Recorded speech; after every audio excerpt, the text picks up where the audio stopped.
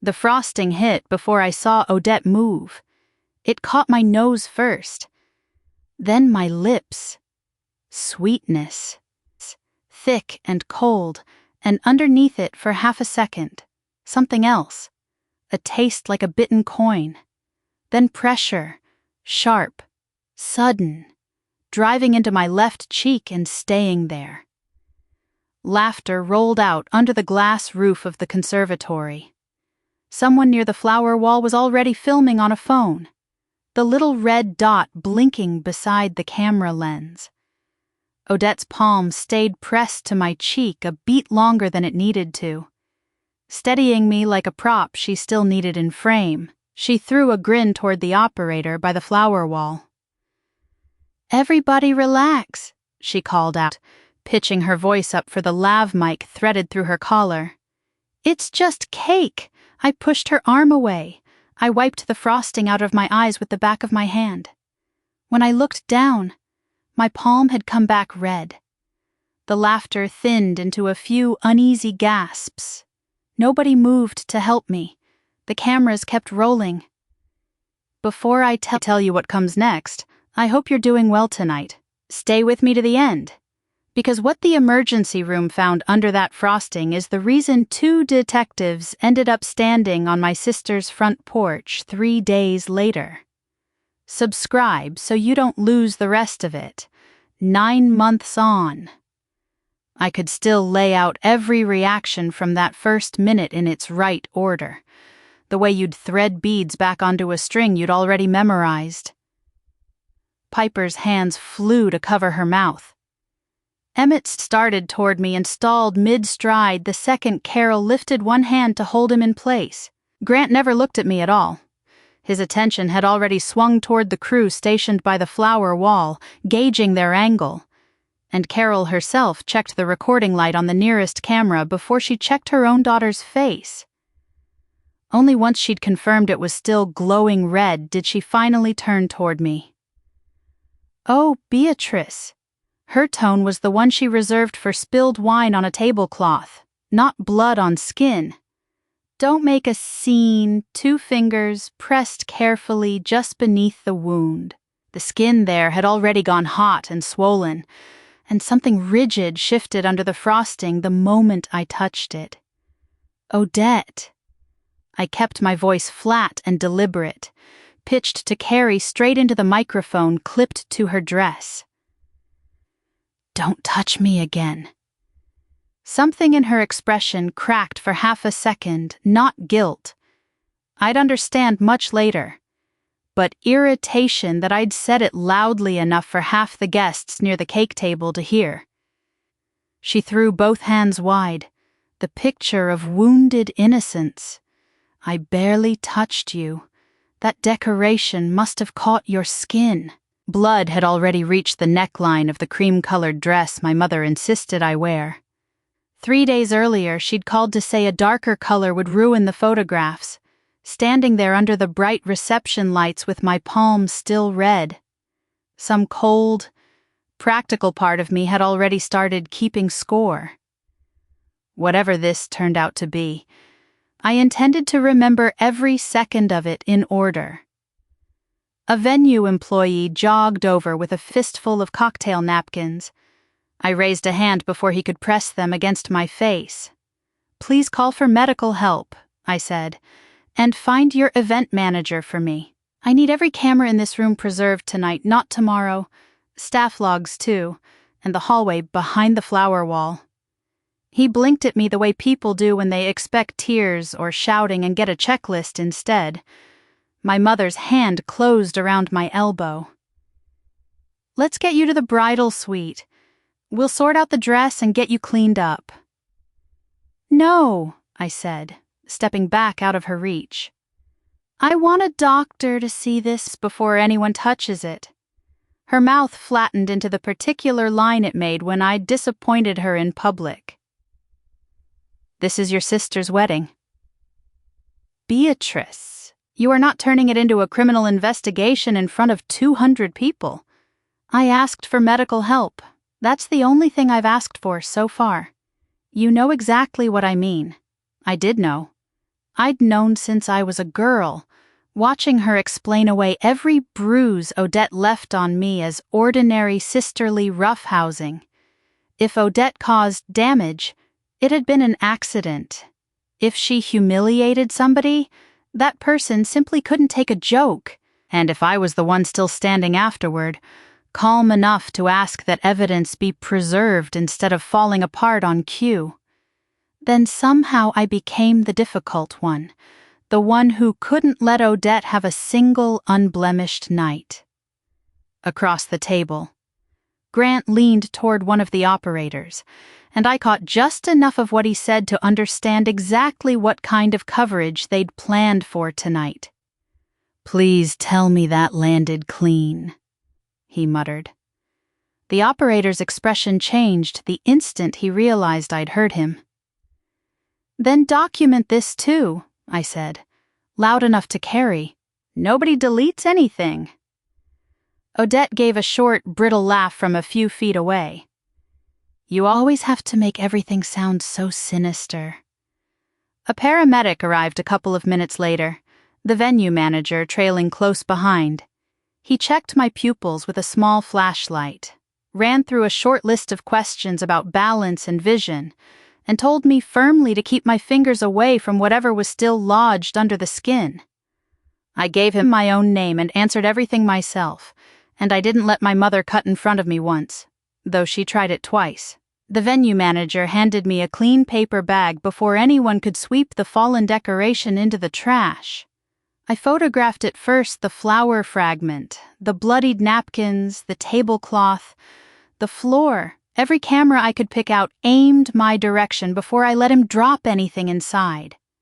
I marked the time on the bag and signed my initials across the fold, already aware that nothing I gathered myself would carry the weight of something a hospital sealed on its own. It was only ever going to be supporting proof. Still, I wasn't leaving it on a linen tablecloth for a caterer to toss out before sunrise. My mother watched me do it with an expression I recognized from childhood, the one she wore whenever she'd decided I was being difficult on purpose. "This is vindictive," she said.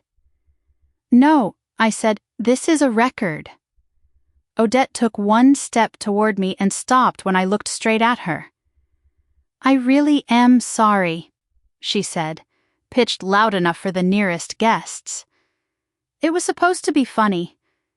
You said it was a joke. You're the one making it something else by arguing with me about it in front of everyone." A fresh wave of pain shot through my cheek, hot enough that my knees buckled for a second. The paramedic caught my arm before I went down against the table. That was the detail my family conveniently dropped later.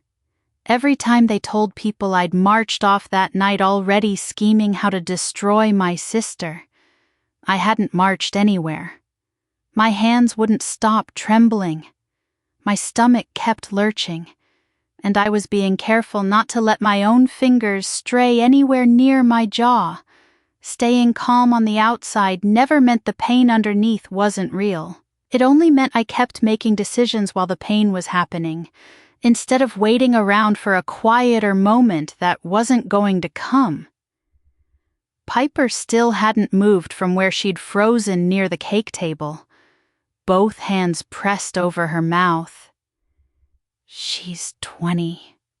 My brother Emmett's only child, and she has a particular way of going completely still whenever something around her breaks apart. I'd watched it happen before. Emmett." My voice cut sharper than I meant it to.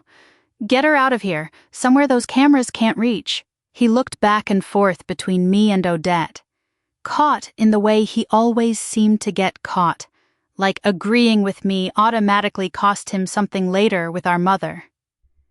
"Can this wait 5 minutes? I'm not asking you to do anything except walk your own daughter outside." He finally moved, one arm settling around Piper's shoulders, guiding her toward the garden doors. I watched them go, a napkin still pressed against my cheek, and thought, not for the first time that night, that my brother had spent 4 years since his wife's death, letting everyone else decide which crisis deserved his attention first. Harold drew close enough that his voice wouldn't carry past the two of us. I know someone, Beatrice, a doctor who'd look at this quietly. No fuss. I'm headed to the emergency room. Dad? That builds an actual paper trail. Nobody's asking you to decide anything right this second, while you're this rattled. I'm not rattled. I'm hurt, and I'm thinking perfectly clearly. He didn't seem to know what to do with an answer that steady. The paramedic finished his checks and told the venue manager they were ready to transport me. My mother reached for my free hand as they walked me toward the door, gripping it tighter than I expected from a woman who'd spent the last 10 minutes insisting nothing serious had happened at all. Call me the second you're settled, she said. We'll handle this as a family. I didn't answer. I let them guide me toward the exit. And through the closing doors of the ambulance, I watched her turn immediately back toward the content crew, already smoothing her expression into something camera-ready for whatever footage they still meant to capture that night. I want to explain why I went to that wedding at all, because for months afterward, people who'd only seen the edited video assumed I'd shown up looking for a fight. I hadn't spoken more than a few clipped sentences to Odette in almost a year. The tension between us wasn't a secret inside the family, even if nobody said it out loud at dinner. What tipped me toward buying a plane ticket and renting a car I didn't need was a text message from Piper, sent the morning of the wedding while I was still getting dressed. Can you please be there? I don't think I can get through today surrounded by just the three of them. I stared at that message for a long moment before I answered that I was already on my way. Piper had been 17 when her mother died, and she'd spent the years since learning to navigate a house where love and obligation got tangled together in ways that weren't always healthy. Emmett did his best. He also leaned hard on our parents for the practical work that grief leaves behind, long after everyone stops bringing casseroles. Carol had used that help as proof she'd earned a permanent front-row seat in Piper's life, entitled to weigh in on everything from Piper's class schedule to what she wore to family events. 2 weeks before the wedding, I'd stumbled across something on the promotional page for Odette's brand that made my stomach drop. A short teaser reel, a montage of blurred family snapshots cut together under a narrator's voice, hinting at an upcoming episode about someone rebuilding herself after loss. Whoever the girl was in the clip, her face had been blurred out along with everyone else's. I didn't need to see her face. I recognized the gray hoodie instantly. I recognized the thin silver bracelet on her wrist, the one Piper's mother had given her not long before she got sick. I called Piper that same night. She admitted, carefully, that Odette had filmed her once, at Carol's house.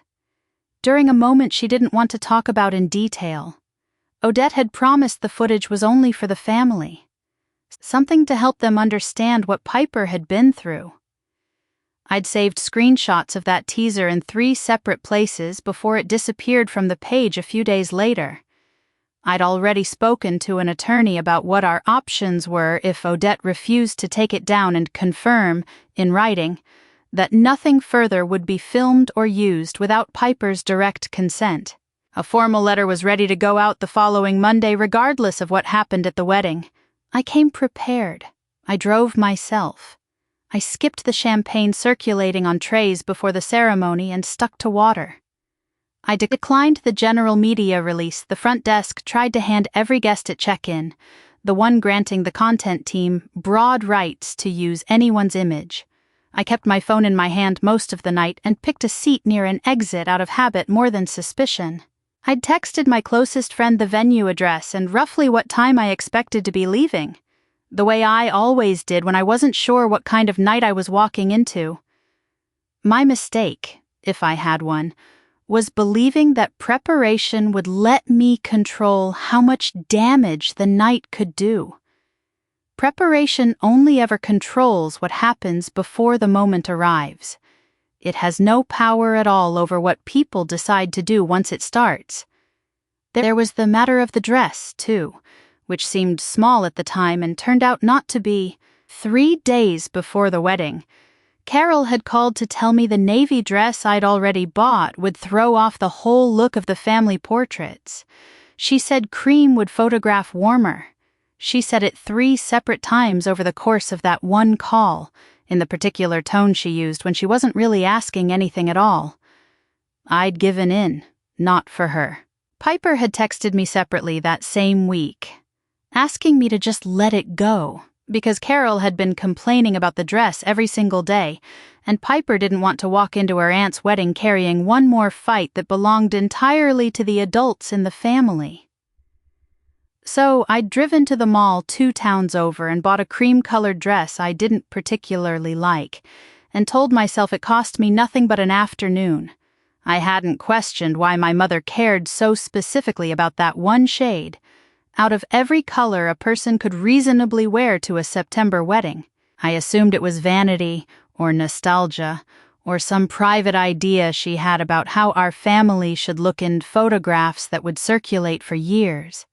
It didn't occur to me, driving home with the garment bag folded across the back seat, that the color of my dress might have been chosen for a reason that had nothing to do with taste at all, and everything to do with what it would or wouldn't show under bright light later that night. A few seconds before Emmett finally crossed the room, "I need to back up and tell you what was happening with Piper, because I only pieced the full sequence together afterward, comparing notes with my brother once we could both talk about it calmly." Piper's breathing had gone shallow and quick, catching high in her chest instead of dropping into her stomach the way I'd coached her to breathe months earlier. After a different bad night at our parents' house, her hands had curled into the fabric of her dress at the hip. I couldn't leave the paramedic mid-exam to get to her myself, so I raised my voice just enough to carry across the space between us. "Piper, count backward from 20 for me. Out loud, if you can." She managed to get to 17 before her voice cracked, but by then her shoulders had dropped half an inch, and her eyes had stopped locking onto the blood on my jaw. 16, she said, quieter. 15. Good, keep going. Emmett's coming to you. That was when Ivy Sokol, Odette's maid of honor and the person effectively running the content crew that night, cut sideways into the path between Piper and the garden doors. Headset pushed back off one ear, clipboard forgotten somewhere behind her. Ivy's eyes flicked first toward the nearest camera operator, some reflex about keeping guests inside the frame firing before anything more human did.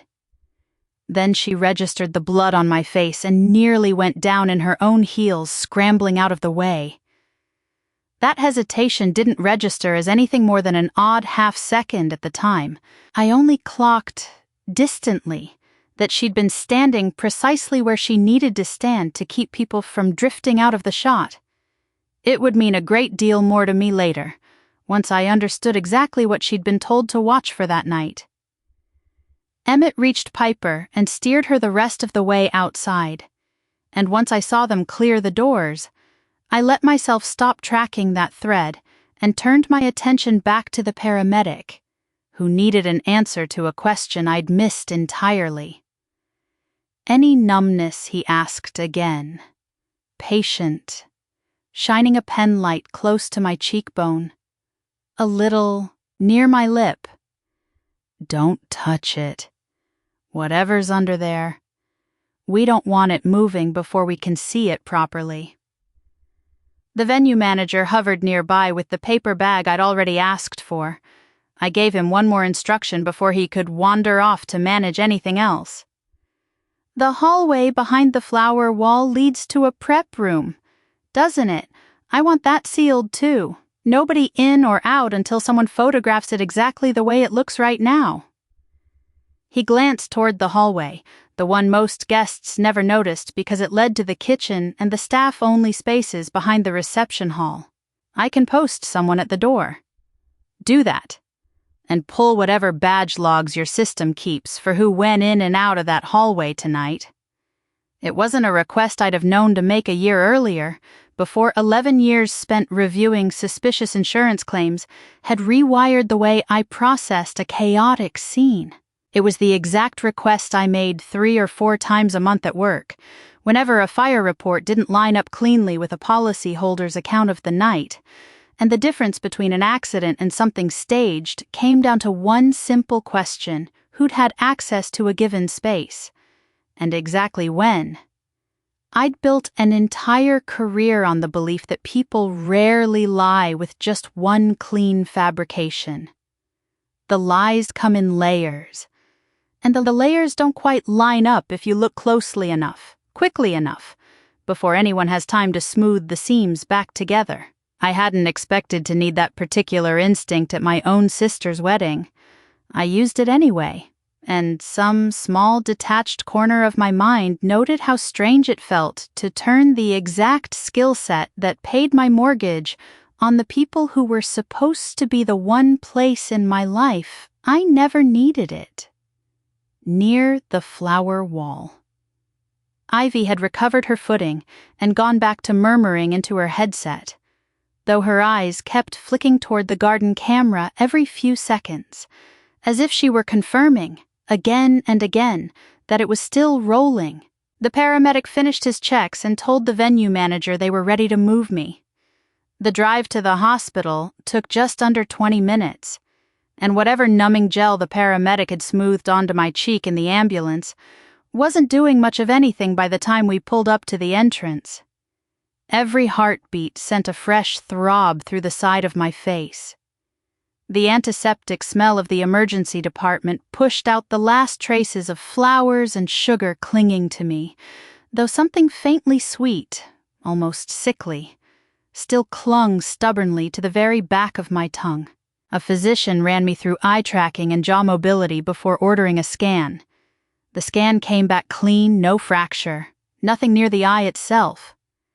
What I actually had was a pair of deep puncture wounds and a torn flap of skin that would need 6 stitches to close, along with irritation to a small nerve branch, which was already announcing itself as a strange numbness creeping toward my upper lip. Yolanda got there before they'd even finished wheeling me out of triage. She'd left her apartment the second she saw my missed call, and the look on her face when she walked into the exam bay shifted fast, from confusion to something considerably harder. "What happened to you?" Odette drove a piece of the cake decoration into my face. There's still something stuck in there. She didn't wait around for my mother to show up and grant her permission to be useful. She pulled a chair close and stayed put. Once the local anesthetic finally kicked in, the doctor started working the objects free with a pair of forceps, unhurried, methodical, like a man who'd done this exact kind of extraction more than once before. First came a small hairpin topped with a fake pearl, a second nearly its twin, followed a moment later, still tangled with a bent length of floral wire. The last piece was the toughest of the 3, a snapped bit of bamboo skewer, coated in sugar and cream, rigid enough that it hadn't bent an inch on impact. He didn't offer any theory about who might have placed any of it there, or whether it belonged anywhere near a wedding cake in the first place.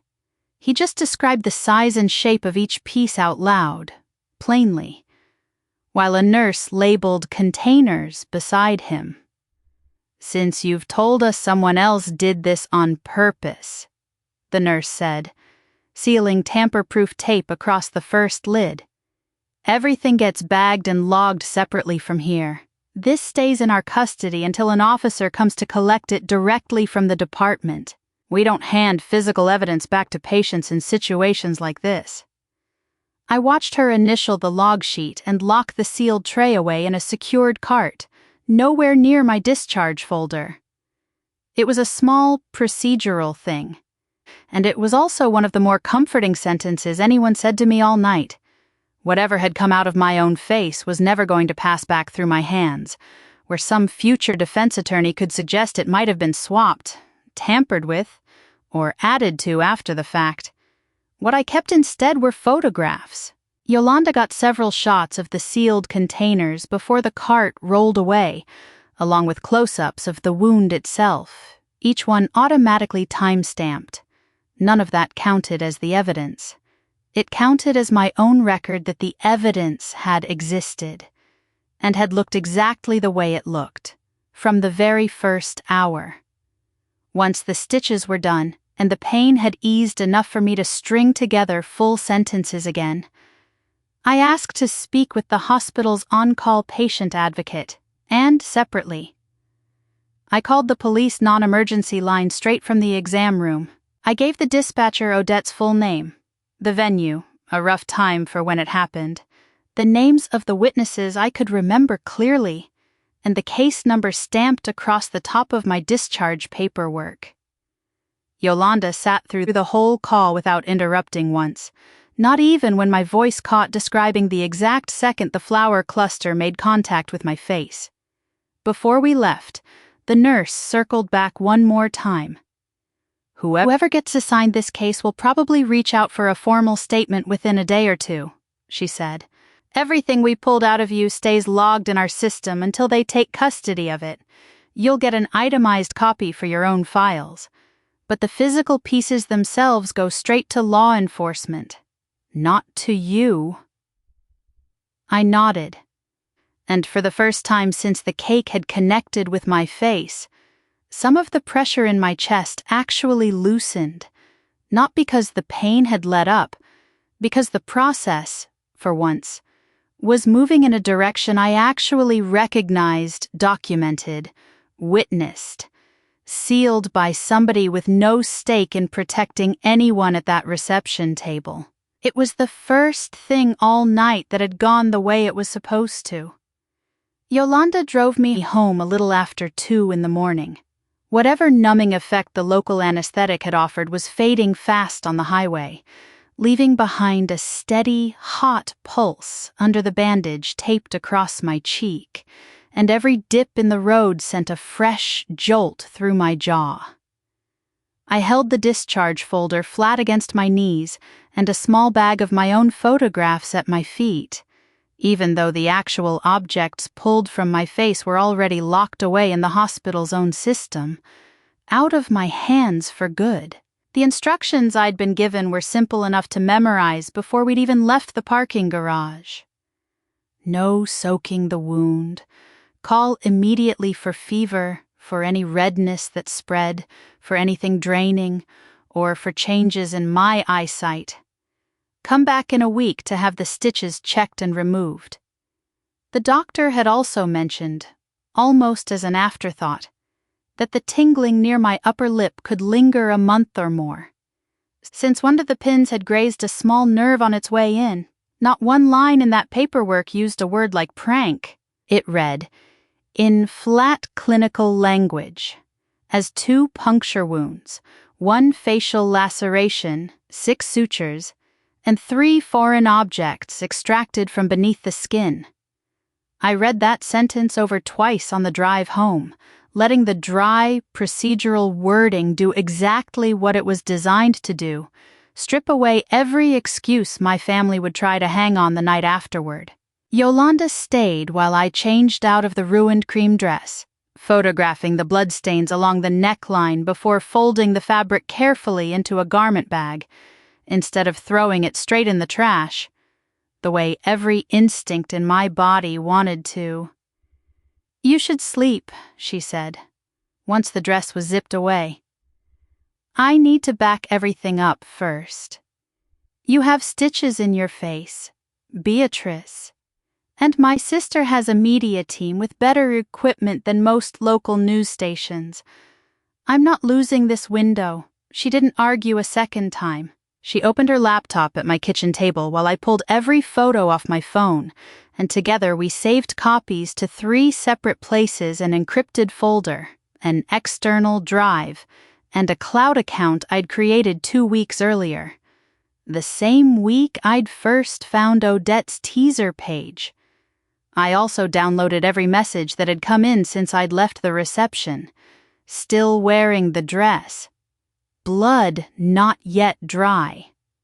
Not one of them asked whether the damage had come anywhere near my eye. Carol had sent 11 texts by then. The very first one read, "Phone me before you do anything you can't undo." The next asked whether the police had already been contacted. By the 6th message, she'd given up even pretending this was about my well-being. Tell them it was nobody's fault.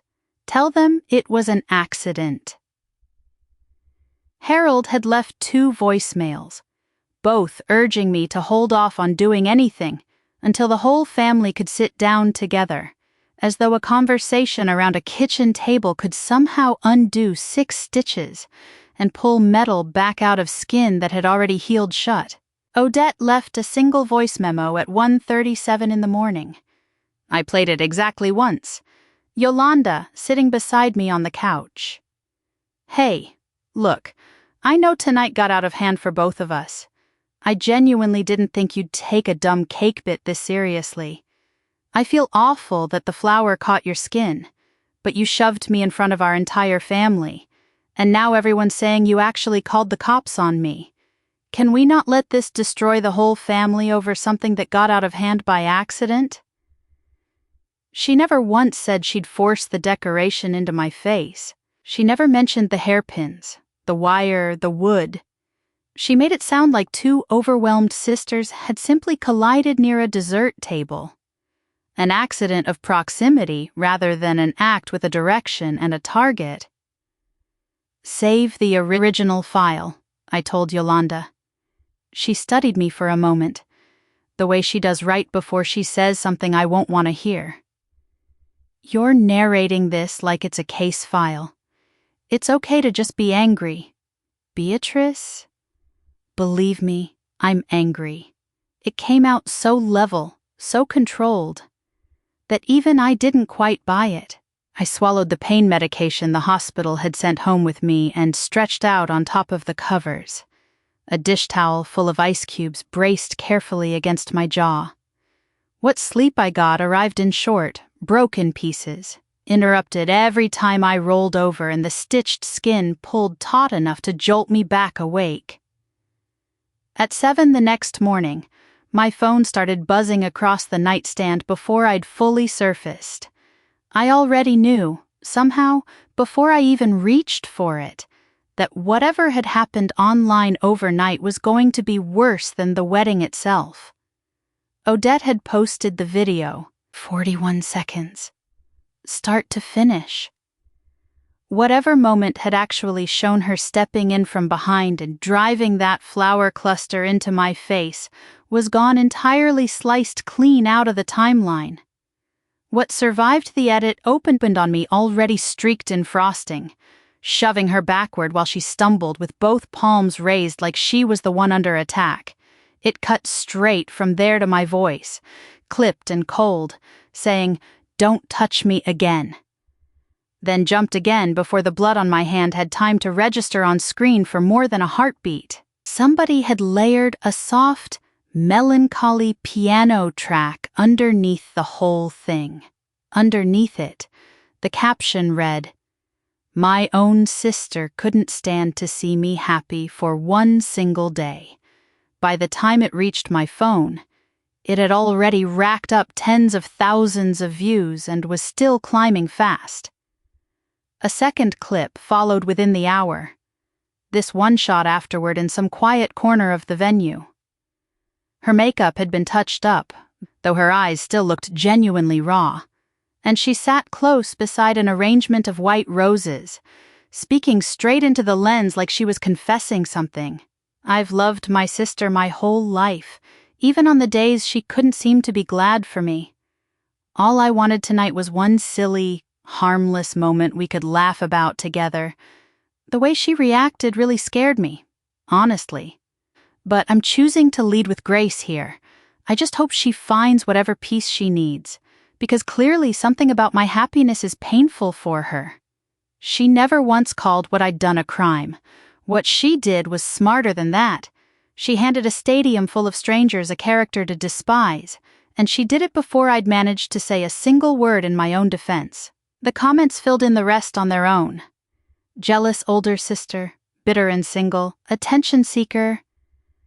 Someone slowed the edited clip down frame by frame and circled my raised hand, insisting it proved I'd meant to strike her first. Someone else claimed the blood was food coloring. Several people decided I must have injured myself afterward. Alone, for sympathy. I opened the photographs Yolanda had taken at the hospital and looked at them again, at the swelling already spreading toward my eye, the stitches dark against torn skin, the sealed evidence containers with their tamper tape still visible in the frame. For several minutes I drafted a public response describing exactly what had been pulled out of my cheek, listing the hospital case number, attaching a photo of my ruined dress. I wanted the whole internet to understand this hadn't been frosting and nothing else. Then I called Dana Whitcomb, the attorney I'd consulted weeks earlier about Odette's teaser page and Piper. Back then, Dana had only warned me the footage might resurface somewhere I wouldn't expect. Neither of us had pictured it turning into an actual physical injury. "Do not post a single thing yet," she told me, once she'd sat through both clips. "Save every original file. Log every URL before anything gets taken down. I'll get preservation notices out today. If you want to put out one factual line, find one, and only one. No emotion in it.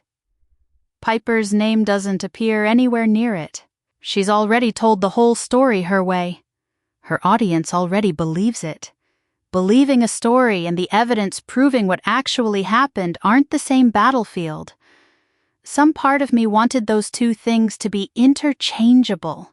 They weren't, and I'd need weeks to fully accept that. By Sunday afternoon, I'd signed a formal representation agreement and paid a retainer out of my own savings. Dana sent preservation notices to the venue, the bakery, Odette's content company, and every camera operator who'd worked the reception, demanding they hold on to every photo, message, piece of equipment logs, raw audio file, and edit in progress connected to the wedding. My employer called 20 minutes after that. The regional director of my department has a gentle voice and no patience for wasting anyone's time, and she didn't waste any of mine. "Someone forwarded our office a clip circulating from a family wedding," she said. "There's a question going around about whether something physical actually took place. Something physical did take place. I ended up in an emergency room over it. Were charges filed against you? None." There was a pause after that, the kind that told me more than any question would have. She explained carefully that the company wasn't making a judgment about what had happened, but because I sat across the table from claimants every week, asking them to account for their own credibility under pressure. Management needed to review whether the public controversy might compromise how those interactions were perceived. I'd already been told to take 4 days of paid leave while they reviewed the file footage circulating online. After that, they'd let me handle documentation work and phone follow-ups from home while the review continued. My base salary would hold. The overtime shifts I picked up most months, the ones I'd been quietly stacking toward a down payment on a house, would be reassigned to someone else until the review closed. I understood why the company felt it had to move carefully.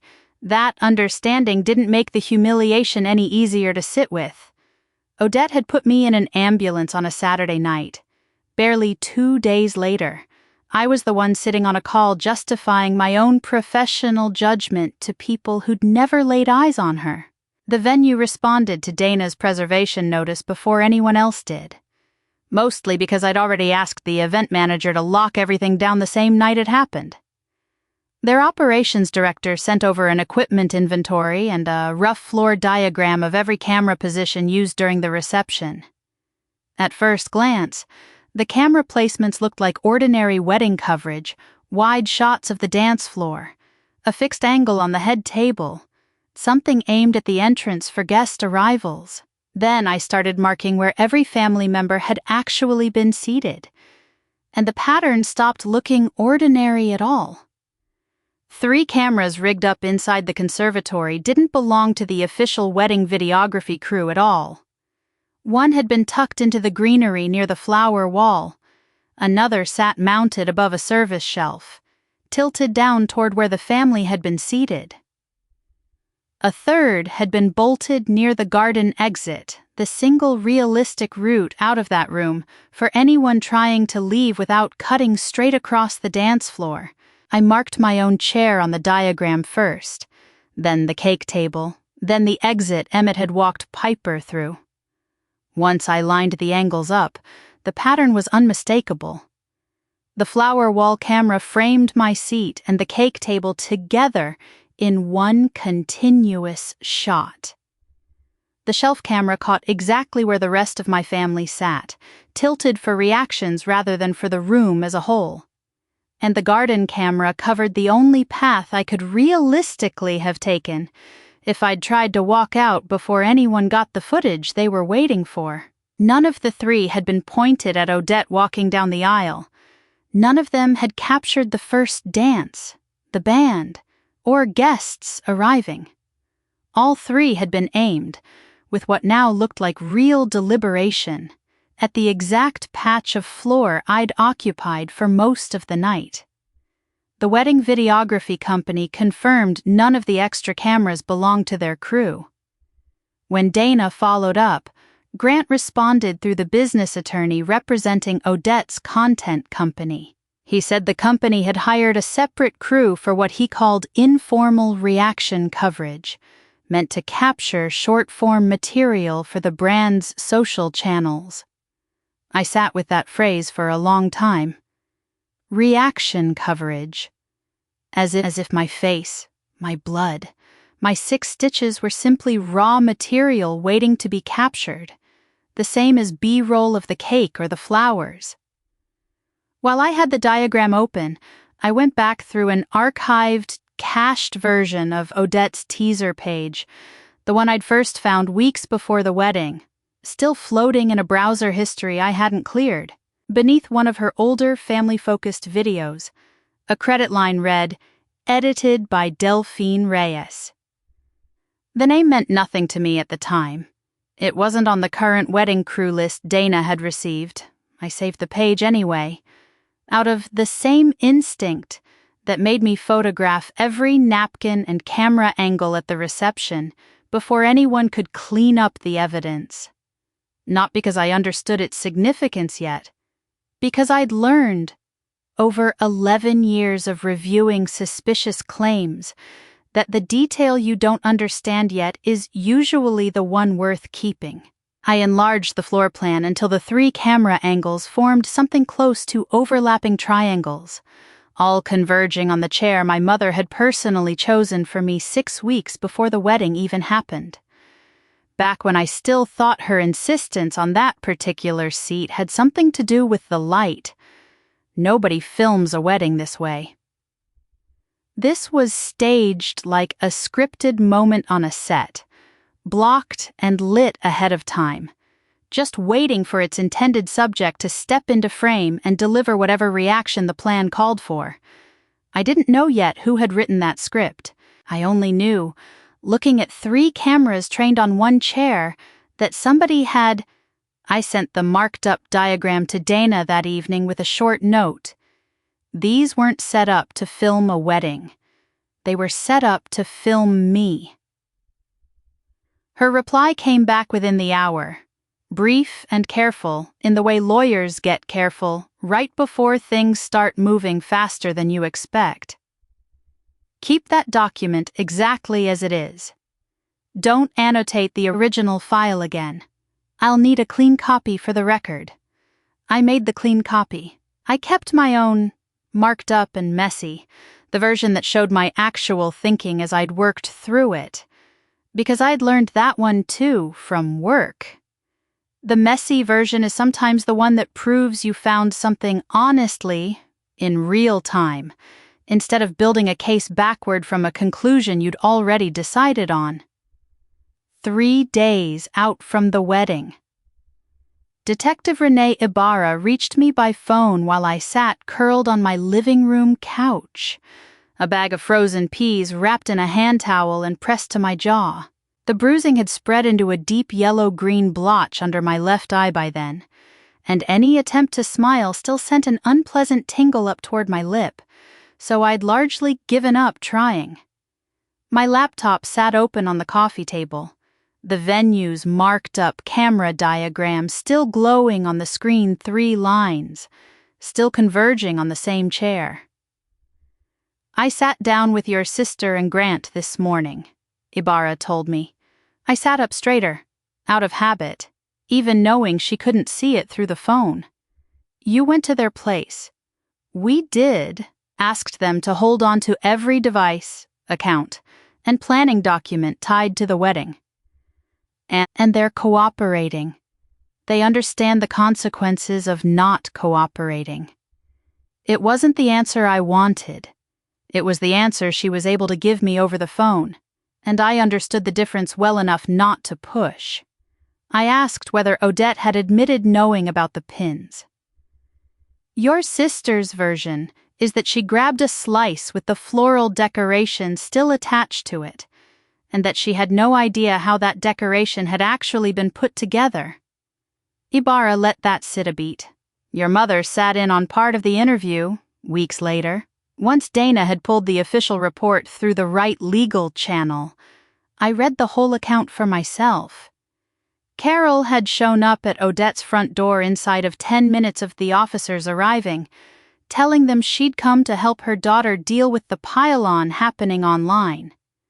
The report noted, more than once, that Carol kept jumping in ahead of Odette, rearranging the sequence of events, and calling the whole thing a bakery mishap every chance she got. In the margin of her own notes, Ibarra had scrawled a single observation. Parent repeatedly inserting herself into questions meant for the adult witness. On the phone that morning, Ibarra hadn't offered any opinion of her own about that behavior. She'd simply asked whether I could get down to the station that same afternoon to give a formal statement on the record. "I can be there," I told her. Dana was already waiting outside the small brick precinct near downtown Sewickley when I pulled in, close enough to the courthouse that its clock tower was visible over the rooftops behind her. Standing there on the sidewalk, she reminded me that I was walking in as the person who'd filed the complaint. Not as anyone under suspicion, though that distinction wouldn't make every question comfortable to sit through. "Don't guess," she said. "Don't exaggerate. If you don't know something, say you don't know. You have nothing to hide, and everyone alive has a text message or two that could be made to sound ugly out of context if someone wanted it to." She was right about that last part, more than I wanted to admit standing on that sidewalk. Inside, Ibarra had a second detective with her, and the 3 of us settled into a cramped room with a camera bolted near the ceiling in one corner. Before anything else happened, they told me plainly that everything from here forward would go on record, and I said that was fine with me. I laid out the whole night for them in order, getting to the venue, standing at the cake table, Odette pressing that flower cluster against my cheek while everyone around us laughed. The blood. Asking the staff to lock down every camera before anyone touched anything. Riding to the hospital. Getting stitched up. Ibarra wanted to know why I'd shown up to a wedding at all, given how strained things had clearly been between my sister and me for months beforehand. I told her about Piper, though I kept it deliberately narrow, nothing about the specifics of the panic attack itself, only that Odette appeared to have filmed a private, vulnerable moment involving my niece and had been quietly shopping that footage as part of a paid content deal. "Did any part of you threaten your sister over that footage?" the second detective asked. I told her plainly that if she used it without real consent, my attorney would get involved. Did you ever say you'd bury her business? Never. Ibarra slid a printed page across the table. This is from you. Build a whole career off exposing people who trusted you, and sooner or later somebody's going to make you pay for it. I recognized it instantly. I'd sent that back in July, right after Odette posted footage of Harold dozing off at a family dinner, with a caption that made it sound like he'd been drinking too much. That's mine, I admitted. Read on its own. It sounds like a threat. It does. Read the whole exchange and it means something different. I handed over the entire export from my phone. Not a trimmed version. Every blunt message I'd ever fired off at Odette, including one where I'd flatly called her work predatory. Dana had warned me that turning over the full thread might just hand Odette's people ammunition of their own. I gave it to them anyway. I wanted investigators looking at the whole relationship, not a curated highlight reel that happened to favor me. Ibarra scrolled through several screens in silence. You and your sister didn't like each other, she said finally. I loved her. I didn't trust her. Those are different things. That distinction had taken me most of my adult life to understand clearly enough to say out loud to a stranger with a recorder running. Close to 2 hours in total. Ibarra worked through who'd had access to the cake before the reception, whether I'd noticed anyone handling pins or wire, whether Ivy had gone near the decoration herself, and who owned the 3 unofficial cameras. I could only fill in pieces of it. Ivy, carrying a small floral kit during setup. Carol, drifting near the cake twice that I'd noticed. Odette, slipping into the prep hallway not long before the cutting. Grant, having signed off on the separate content crew. None of it, taken alone, pointed to who'd actually reworked that flower. Once we wrapped up, Ibarra walked Dana and me back out to the front lobby. Your bakery's being fully cooperative, she said. Turns out they do use structural wire in a handful of their designs. Something cold settled low in my chest, meaning the pins might have been theirs to begin with. I'm not confirming that. It's one possibility we're still running down. A statement from Odette's publicist landed online before I'd even made it back to my own front door. Some regrettable defect in the manufacturing, it said, had turned what should have been a light-hearted wedding moment into something far more serious than anyone ever intended. It offered polite sympathy for my injury, then spent twice as many words steering everyone away from blaming the bride for a flaw buried inside somebody else's dessert. No bakery got named directly. Nobody needed a name. Within the hour, Odette's followers had tracked the business down on their own, flooding its review page with 1-star ratings, demands for refunds on orders that hadn't even been placed yet, and screenshots of unrelated cakes offered up as proof the place had always been careless. For the first time since Saturday night, somebody besides me had been handed the villain's costume. I could have left it on them. One vague post from me, even just a line suggesting I still had questions for the bakery, would have redirected every last drop of suspicion somewhere far away from my own family. I didn't write it. The bakery's owner, a woman named Simone Alvarez, called Dana's office directly that evening, her voice unsteady enough that I could make it out clearly from across the room on speakerphone. Everything we use is food grade, she said. We do not, under any circumstance, tuck decorative hairpins into anything a guest might bite into or press against their skin. Those pins never came out of our workshop. Can that be verified? Dana asked her. I have the photographs. Invoices. My assistant documented the whole design at drop-off, because the bride's team had already pushed back twice about how the arrangement was positioned before we ever left the building. Simone walked us through it. The central cluster had shipped mounted inside a short, food-safe plastic sleeve, built specifically so the whole piece could lift cleanly away before the cake was cut. Whatever black plastic they pulled out of her face might be a fragment of that sleeve, she said. If it tore into skin like you're describing, somebody cut it, broke it, or twisted it into a shape it was never built to hold. Our wire never leaves the sugar petals, and those pins simply were not part of anything we built.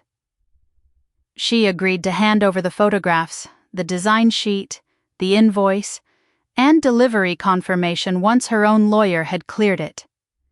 Dana thanked her, and the line went quiet. I sat there holding a dead phone for a long moment afterward. I nearly blamed her business, I admitted. You asked a fair question. Dana said, you wanted a tidy answer. Tidy answers are usually the first thing people hand you when what they actually want is for you to quit digging. Ibarra called back that same night with something concrete. The venue's badge system confirmed the flower cluster had arrived sealed and undamaged inside its plastic sleeve, then left the prep room roughly 90 minutes before the ceremony looking noticeably stiffer, harder, changed. That clears your bakery, she said. Nothing points to those pins coming from their kitchen. So what's next? We narrow down exactly who had access after delivery, and what each one of them actually knew at the time. I pulled up the access log Dana had forwarded that morning. 4 names lit up where the badge readers logged entry into that prep room after the delivery window closed.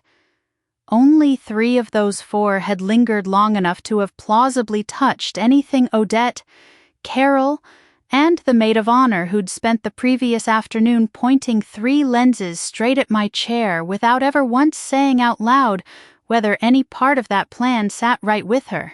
A text came through that night from a number I didn't have saved. I had a feeling something was being planned. I swear I didn't know she'd swapped out the flower. I read it over twice before I answered, "Stop deleting anything. Get a lawyer who represents you and only you." Ivy called within a minute, already crying too hard to get a full sentence out at first. She told me she'd left her own place because people online had dug up her home address, and she was crashing with a cousin somewhere on the other side of the county now. She told me it was going to be a soft arrangement, Ivy said, that you'd get upset for a second, everyone would think it was funny, and the 2 of you would end up hugging it out by the end of the night. She had me on headset making sure every operator was rolling before she even walked toward you. Who gave you that instruction? Odette. Grant cleared the whole coverage plan. Odette decided the exact moment. Did you bring the pins into that room? A pause stretched long enough that I already knew the answer before she gave it. I carried the emergency kit in, she finally said. Scissors, tape, spare wire, pins, whatever the florist leaves behind in case something breaks last minute. Pearl-topped ones. Yes. Hearing her actually say it landed harder than I expected, even though some part of me had already guessed. Did you put them into the flower yourself? No, I promise you, I didn't. Then who did? I can't say for certain. Odette told me the piece she wanted to use kept collapsing and asked me to grab the kit. Then your mother sent me off to find setting powder for her. When I came back, it looked completely different. Firmer.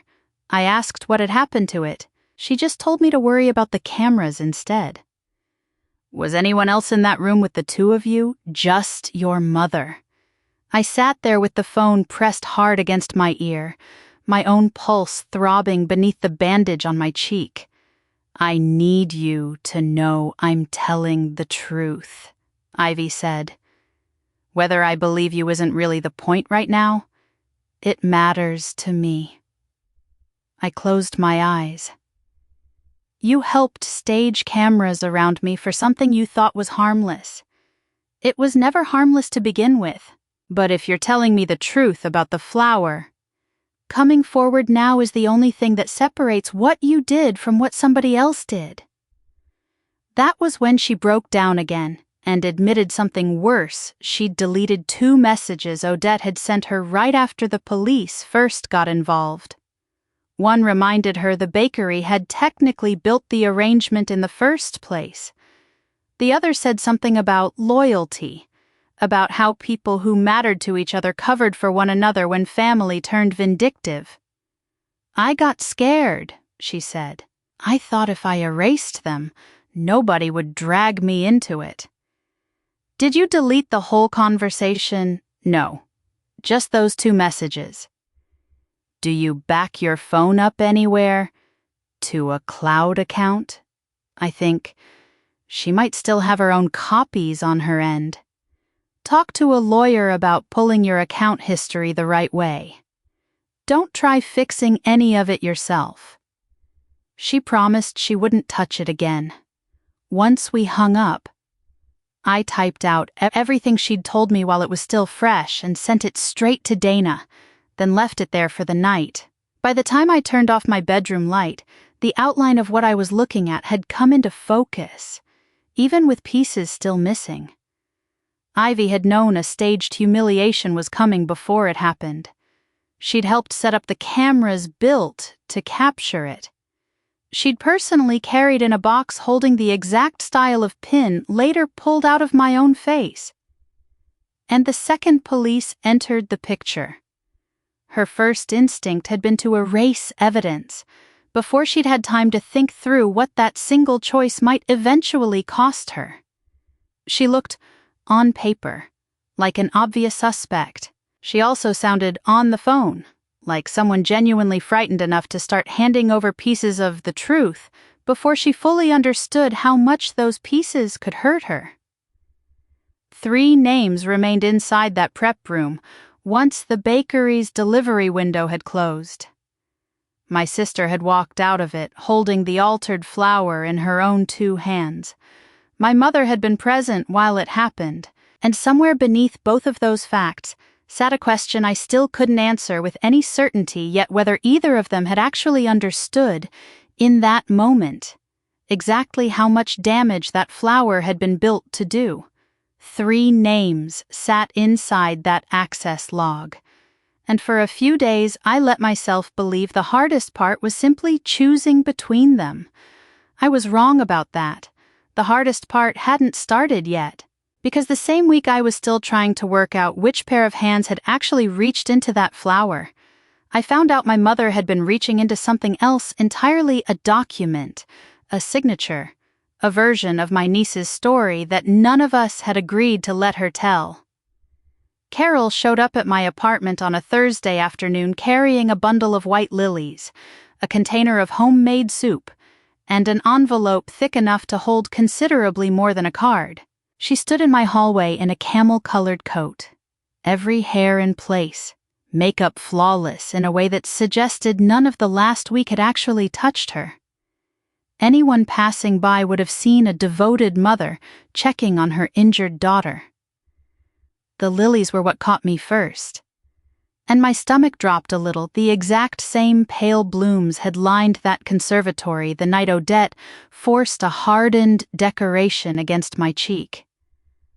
That fragrance had ridden with me in the ambulance, tangled up with frosting and antiseptic. Carol had personally chosen those flowers for every centerpiece. She had to know exactly what that scent would do to me now. "I brought you lunch," she said, holding the container up like an offering. "You're not eating enough." "I'm following what the doctor told me." Her gaze finally drifted to the bandage on my cheek, and for one brief second I thought she might actually ask how the healing was going. Instead, she looked past me into my kitchen. "Are you going to leave me standing in this hallway?" I let her in, mostly because I wanted to hear what she'd actually driven 40 minutes to say. I didn't hug her. I didn't take the flowers out of her hands. She set them on my counter next to the paper bag of hospital paperwork still sitting there and started opening the soup containers, like this were an unremarkable Thursday between us. "This is that soup you were obsessed with in college," she said, setting the container down like it explained everything. "I gave up poultry entirely years back. Mom, you know that." Her hand hovered above the lid for a moment. "You used to love it, though." That sentence told me everything about how my mother kept people in her memory frozen at whatever version of them had once been easiest to manage. Every later change treated as a small act of rebellion against her. She pushed the soup aside and rested her fingers on the envelope. "Your sister is devastated. You know, she's barely slept since the wedding." I was in a chair getting my face stitched together while she told 500,000 strangers I was too jealous to let her be happy. She was terrified. Beatrice.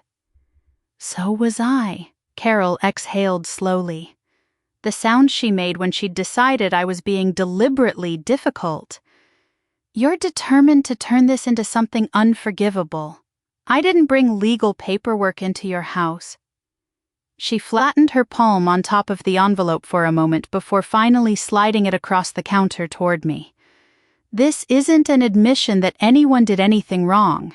It's meant to stop more damage from happening." I opened it without touching the pen clipped inside.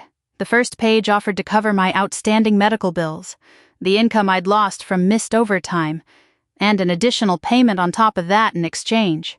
I'd release Odette, Grant, Carol, Harold, the content company, and a list of unnamed affiliated parties from any civil claim tied to that night.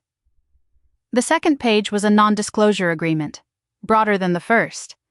It barred me from discussing the wedding, the footage, the family's business dealings, any recordings involving relatives, and every communication connected to Odette's media projects. Piper's name didn't appear anywhere in that language. It didn't need to.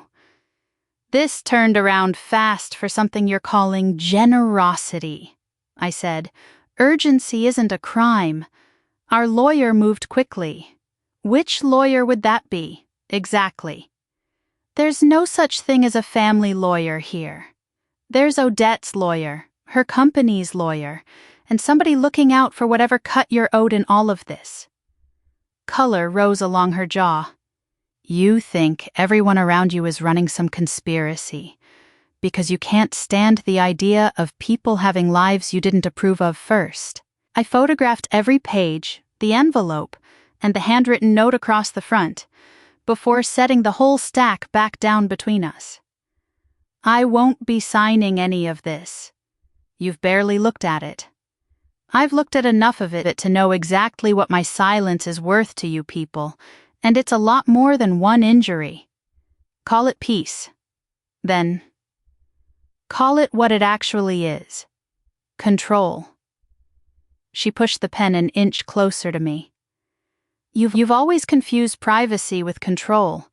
Beatrice, you always have." I looked at the lilies, at the soup I wasn't going to eat, at the woman sitting across my own counter with a script already written for exactly how my pain was supposed to end. "Explain something to me," I said. "At the reception, why did your eyes go to that camera light before they ever landed on my face?" Something shifted in her expression, subtle enough that a stranger might have missed it entirely. Her chin lifted half an inch. Her fingers drifted off the pen. "I don't know what you mean." "There's footage of it. I was standing there covered in frosting and my own blood. And the very first thing you did was check whether that light was still glowing red. Because the whole room had already turned into a spectacle by then.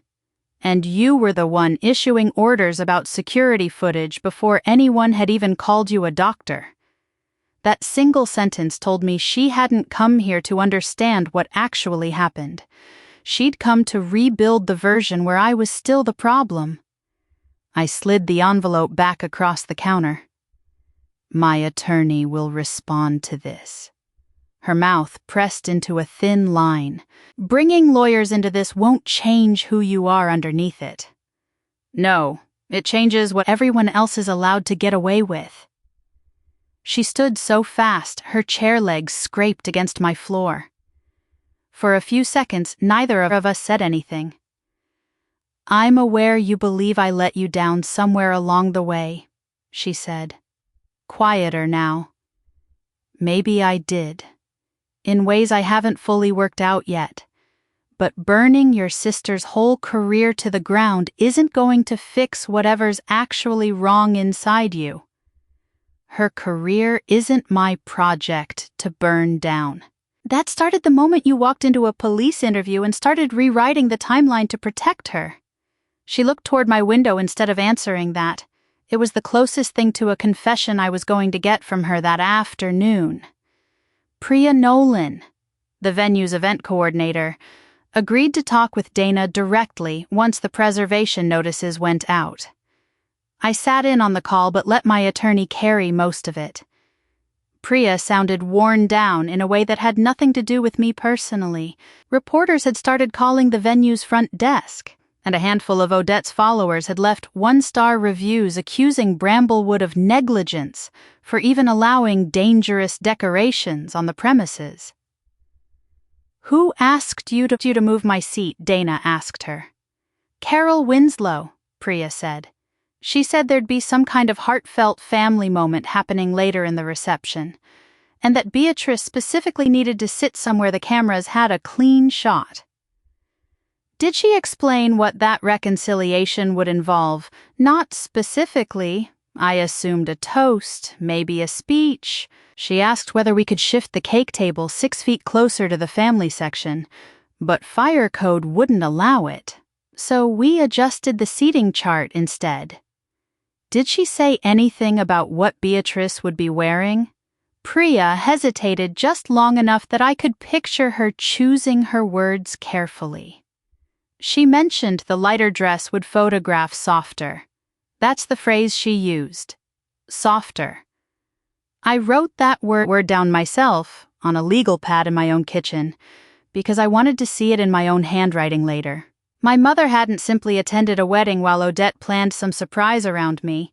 She'd actively helped build the room around a moment specifically designed to feature me. That still didn't prove she'd known anything about pins hidden in a flower. It proved something almost as damning. She'd expected some kind of confrontation to unfold. And she'd arranged the physical space to make sure it got captured properly on camera. Dana forwarded me a copy of the seating chart history the following morning, pulled from the venue's shared planning software. The original version, uploaded a month and a half ahead of the ceremony, had seated me at the far corner of the family table. Right beside the doors leading out to the garden, a seat I'd likely picked myself back when I sent in my reply card, since it let me slip out without cutting through the middle of the dance floor. A revised version had been uploaded at 8:14 on the morning of the ceremony itself. In that one, my seat had moved much closer to the cake table, directly under the brightest fixture in the room, exactly where all 3 unofficial cameras could get a clean angle on me. I stared at that timestamp for a long time. 8:14 in the morning, hours before I'd even finished getting dressed. Carol had called me 4 times that week and left 3 voicemails I hadn't answered yet, each one escalating. I finally picked up after a message claiming Harold's blood pressure had spiked dangerously because of what I was putting the family through. "What is it you actually want?" I asked her, skipping past any greeting. "I want you to understand the consequences of what you're doing. I understand mine perfectly well. This goes well past a handful of stitches. Beatrice, your sister's entire business keeps real families afloat. Her employees, me and your father, promises she's already locked in." "What commitments?" She went quiet just long enough that I knew whatever came next mattered. The education fund, she said finally. I straightened where I stood. What does an education fund have to do with any of this Piper's fund? Don't twist my meaning. You said her platform supports commitments already made. That sounds an awful lot like Piper's college money is tangled up in your daughter's business somehow. It was worked out between everyone in the family, worked out how, exactly, your sister intended to carve off a share of whatever the project brought in. It was meant as a kindness. In exchange for what, exactly? For telling a story that could genuinely help other young people going through something similar. My grip tightened around the phone hard enough that my knuckles ached. Which story? Mom, her voice dropped lower. Almost gentle, the way it always got right before she said something devastating. Piper hasn't been the same since she lost her mother. Pretending otherwise doesn't do her any favors. There it was. Not some vague reference to a family project in general. My mother knew precisely which private pain, which footage, was sitting at the center of all this. She's grieving, I said. She isn't content for your daughter's brand. Nobody called her content. You just tied her college money to a television series. Because money from that series could genuinely help her. Who gave anyone permission to use footage of her at her most vulnerable? Emmett knows what Odette's been documenting for years. Family moments. Milestones. That isn't the same thing as permission. He's taken money from her plenty of times. That's tacit approval if I've ever seen it. Taking help from your sister when you're drowning isn't the same as signing away your daughter's privacy. Mom. Her patience finally snapped. It's easy to have principles when you've never once had to raise a child by yourself. Emmett wasn't even out of his teens when Piper came along. Then his wife was gone a few years later. Your father and I held that whole household together while you dropped by on the occasional weekend to critique how we managed it. I helped whenever Emmett actually let me help. You helped on your own terms. Odette created real opportunities. Odette filmed a 20-year-old girl while she couldn't breathe. She captured something that could become meaningful for other families. Did Piper agree to that? She's 20.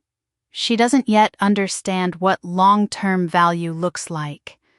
Something in the room around me seemed to narrow to a single point. Send me the release, I said.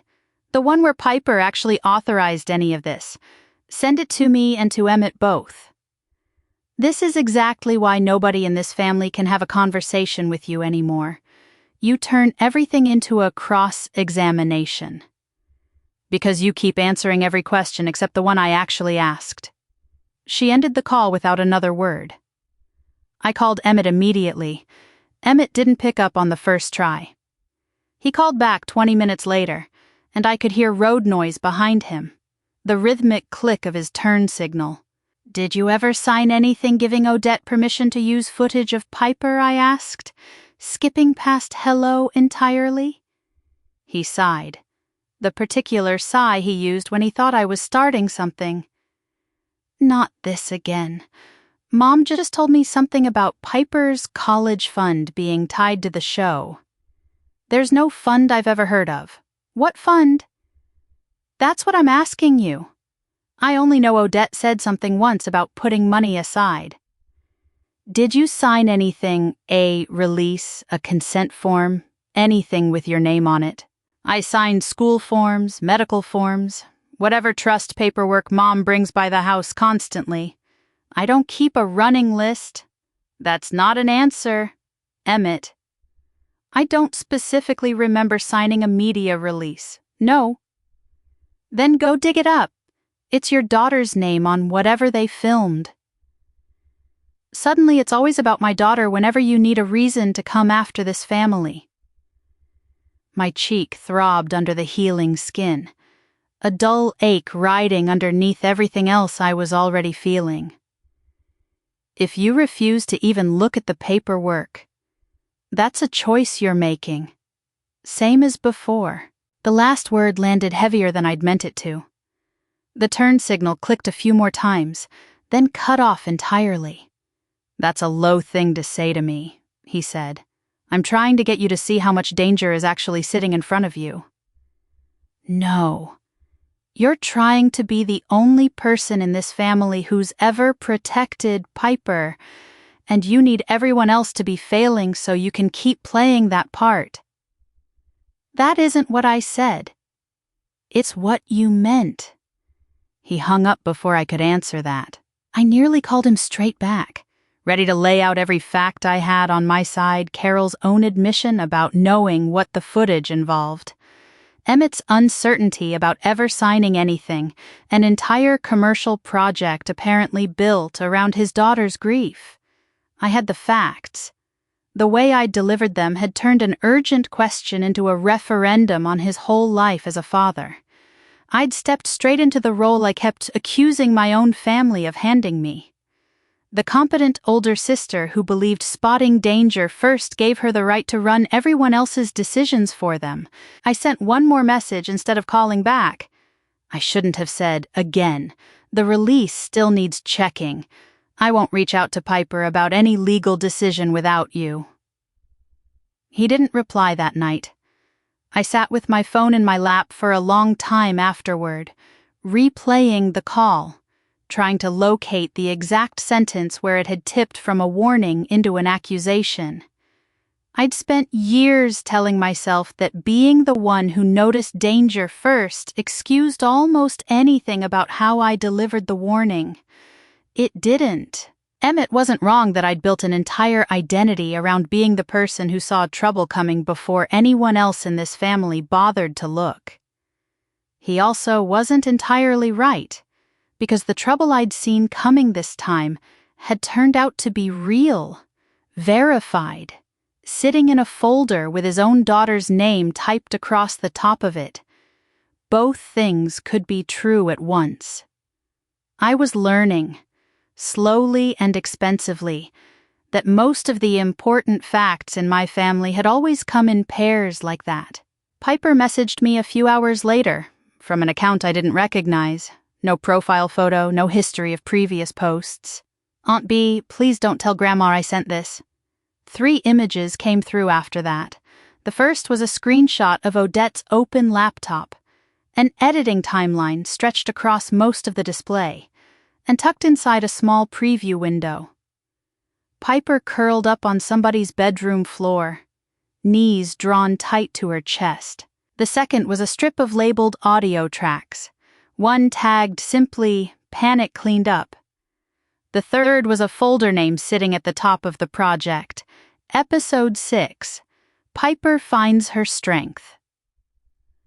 A chill went straight through me. "Where were you when you took these?" I typed. Grandma's house. Aunt O forgot to close her laptop back in June.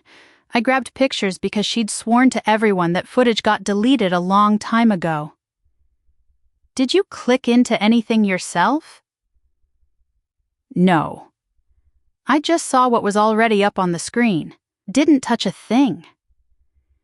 "Is the phone you used still in your possession?" "It is." "Don't touch it. Don't crop or forward those pictures to a single soul. Stay away from anything belonging to Odette from now on. Her accounts, her laptop, all of it. And you need to let your dad know you reached out to me." A long stretch of minutes passed before Piper answered again. "He's just going to think I'm blowing this up bigger than it is. But yeah, he should hear it from me. Let it come from you. I'll sit with you when you tell him, if that would help." Nothing for a while. Then I asked her to stop filming that night. She told me I'd be grateful eventually, once I saw how many other people it reached. I stared at that project title for a long moment. Piper's worst night hadn't been left forgotten on some old hard drive somewhere. It had been cleaned up, labeled, dropped into a folder, and slotted into the closing arc of my sister's entire commercial series. Odette hadn't kept that footage because it happened to be there. She'd kept it because she'd already known, from the very moment she was filming it, exactly what she planned to use it for. Emmett arrived at Dana's office 10 minutes late, Piper beside him, his expression suggesting he'd nearly turned the car around more than once on the drive over. Piper had on the same gray sweatshirt from the photographs she'd sent me, sleeves pulled down over her knuckles, and without anyone suggesting it, she chose the seat furthest from the wall of windows. Dana had arranged everything specifically so none of us would have to meet inside a precinct or in either of our parents' houses. No phones out, no recording of any kind except through the firm's own system if we agreed to it. Before anyone said a word about the actual night, she made sure Piper understood the conversation belonged to her. She decided how much to share, and she could stop it cold at any moment. No explanation owed to anybody in the room. Emmett looked at me first. "You could have told me about the footage before the wedding ever happened." "I should have," I said. The admission seemed to catch him off guard. I folded my hands on the table between us. "I was trying to protect Piper's privacy until I actually knew what your sister had. I also thought I could get it handled quietly. On my own. I was wrong about that. You told me flat out I wasn't behaving like a father to her. I was furious, and I chose about the cruelest phrasing available to me in that moment." He waited a beat, clearly expecting me to take the rest of it back too. "What I won't apologize for is sounding the alarm in the first place," I went on. "That danger was real.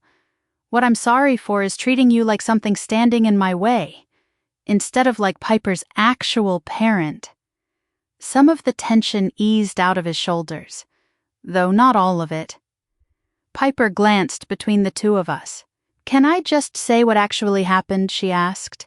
We both stopped talking at once. She described a night back in June, staying over at Carol and Harold's house. A scent drifting off one of her mother's old scarves had triggered something, her chest locking up, her hands going numb, her legs giving out until she slid down onto the floor. Odette had come into the room with her camera bag slung over one shoulder. "For a second I figured she was just there to call my dad for me," Piper said. "Then I noticed she was holding her phone up instead." "Did she say anything about filming you?" Dana asked gently. "No." "What did you say to her?" "I told her to stop." Piper rubbed one covered thumb across the back of her other hand. "She said she just needed a little more, so people could really understand what grief actually looks like from the inside. I told her I didn't want anyone ever seeing me like that. She said she'd delete it." "Did she help you calm down at all?" Emmett asked, his voice unsteady. Piper's eyes dropped to the table. "Grandma brought me water. Aunt O kept asking questions the whole time." "Like what?" "Like how badly I still missed Mom. Whether I felt left behind. Whether some part of me blamed you for always being at work." Emmett's face lost all its color. Piper looked up at him fast. "I didn't say I blamed you. I told her that. She just kept asking anyway. Until Grandma finally said I needed to lie down." Dana asked whether Piper had ever signed anything, or given even a verbal yes to using that footage anywhere. "Not once," Piper said.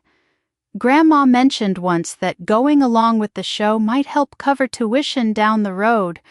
In my head that meant sitting for some interview eventually. Maybe. I didn't know there was already a finished episode sitting on a hard drive somewhere." Emmett stared down at the table for a long moment. Years earlier, after Piper's mother had gotten sick. Our parents had stepped in to manage his paperwork, his appointments, his bills, the practical avalanche that grief leaves behind long after everyone stops showing up with casseroles. He'd let them, because he'd become a father barely out of his teens and a widower still in his 30s, and across most of the years since, somebody else in this family had always been the one deciding which emergency mattered most on any given day. Odette brought up some kind of family feature last spring, he finally said. She mentioned a cut could go toward an education account for Piper. I told her we'd talk specifics once there was an actual proposal on paper. Did you authorize Mom to sign anything on your behalf? I asked. No. Did you give Odette permission to use footage of Piper's panic attack? No. His answer came faster this time, sharper. He pulled out his phone and scrolled back through old messages until he found one from Carol, sent in July. Don't worry about the paperwork for Odette's project. I already handled the family permission piece, so you can focus on Piper. He read it twice, out loud the second time. I thought that meant the general wedding releases, he said. Nothing beyond that. Piper's voice dropped low. None of that should have covered me either, general or not. No. Emmett agreed. There shouldn't have been. That was the exact moment he stopped questioning whether I was overreacting and started asking, out loud, what exactly our mother had actually signed. The meeting ended with a clear understanding among the three of us. Piper wouldn't be contacted by Odette. Carol, any sponsor, or any lawyer without Emmett present. She alone would decide what details went into any formal statement. Nobody would post the photographs she'd taken off that laptop. Walking out of that building, for once. I wasn't carrying one more task added to my own list. Emmett had finally claimed the role that belonged to him from the start. Dana would manage the paperwork from here. Whatever came next for Piper's own story was hers alone to shape. The preservation notice Dana had sent to Odette's company finally forced something into the open a few days after that meeting. A signed document titled Personal Story and Likeness Participation Agreement, carrying a completed electronic signature under Piper's full legal name. It granted the company broad rights to use her name, her image, her voice, and details of her personal history in a commercial series for a term of years, with no expiration tied to the show's cancellation. Piper stared at the printout Dana slid across the table like it belonged to somebody else entirely. I've never seen this before in my life, she said. I definitely never signed anything like this. I believed her instantly, and not just because I wanted to. Piper had turned 20 back in the spring.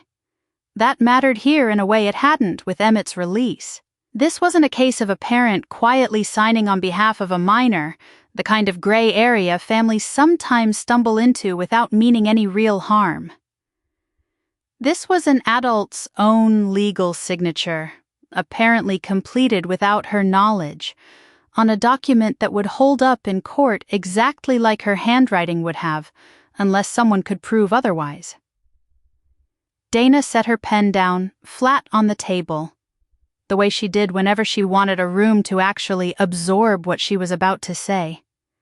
I want to be precise about what we're looking at, she told all of us. If your father had signed something without full authorization for you as a minor, that would already be serious a question of parental overreach. At minimum. What we have instead is a completed legal signature under an adult's own name on a binding commercial contract, apparently executed by someone who was not that adult. That isn't a family misunderstanding. Depending on what the technical trail shows us, that's forgery. The word sat in the room for a moment before anyone spoke again. Forgery, Piper repeated, testing the shape of it. It's a strong word, Dana said. I use it carefully, but if the facts support it, we don't soften language to keep a family conversation comfortable. Somebody with access to your information completed a legally binding form using your identity, and you never agreed to any of it. Emmett had gone very still beside her. How do we find out who actually did it? Every electronic signature platform keeps an audit trail, Dana said. Device identifiers, IP addresses, timestamps down to the second.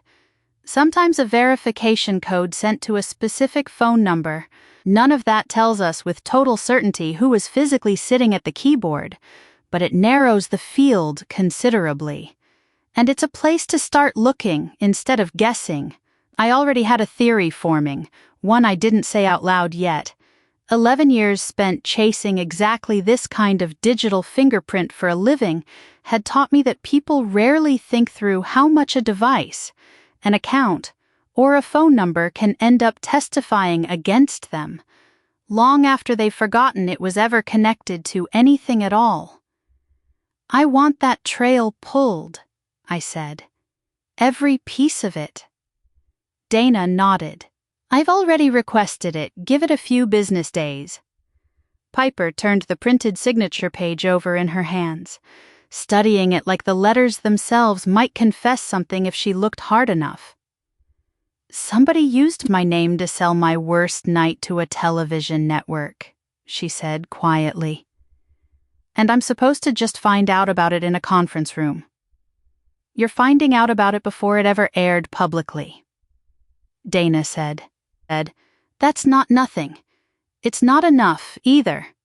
But it's not nothing. Piper didn't answer that. She folded the page in half, then in half again, the way you fold something you don't quite want to look at anymore but aren't ready to throw away either. I understood the gesture better than I wanted to. I'd spent the last 2 weeks doing exactly the same thing with photographs, messages, and hospital paperwork, folding each new piece of evidence into some kind of order I could stand to look at, because the alternative was letting it stay a shapeless mess I couldn't act on at all. Before we left the office that afternoon, Dana laid out what came next in plain terms. We wouldn't be speculating about who'd sat at that keyboard. We'd be waiting on the trail the technology itself had already left behind, whether anyone involved wanted it found or not. The audit trail landed in Dana's inbox on a Thursday morning, and I read it standing up in my own kitchen, coffee going cold beside my elbow. This was, in a strange way, the exact work I'd built a career on. 11 years spent staring at claims that didn't quite add up, learning to separate a genuine accident from something staged to look like one. Insurance fraud rarely announces itself. It hides inside small, plausible inconsistencies.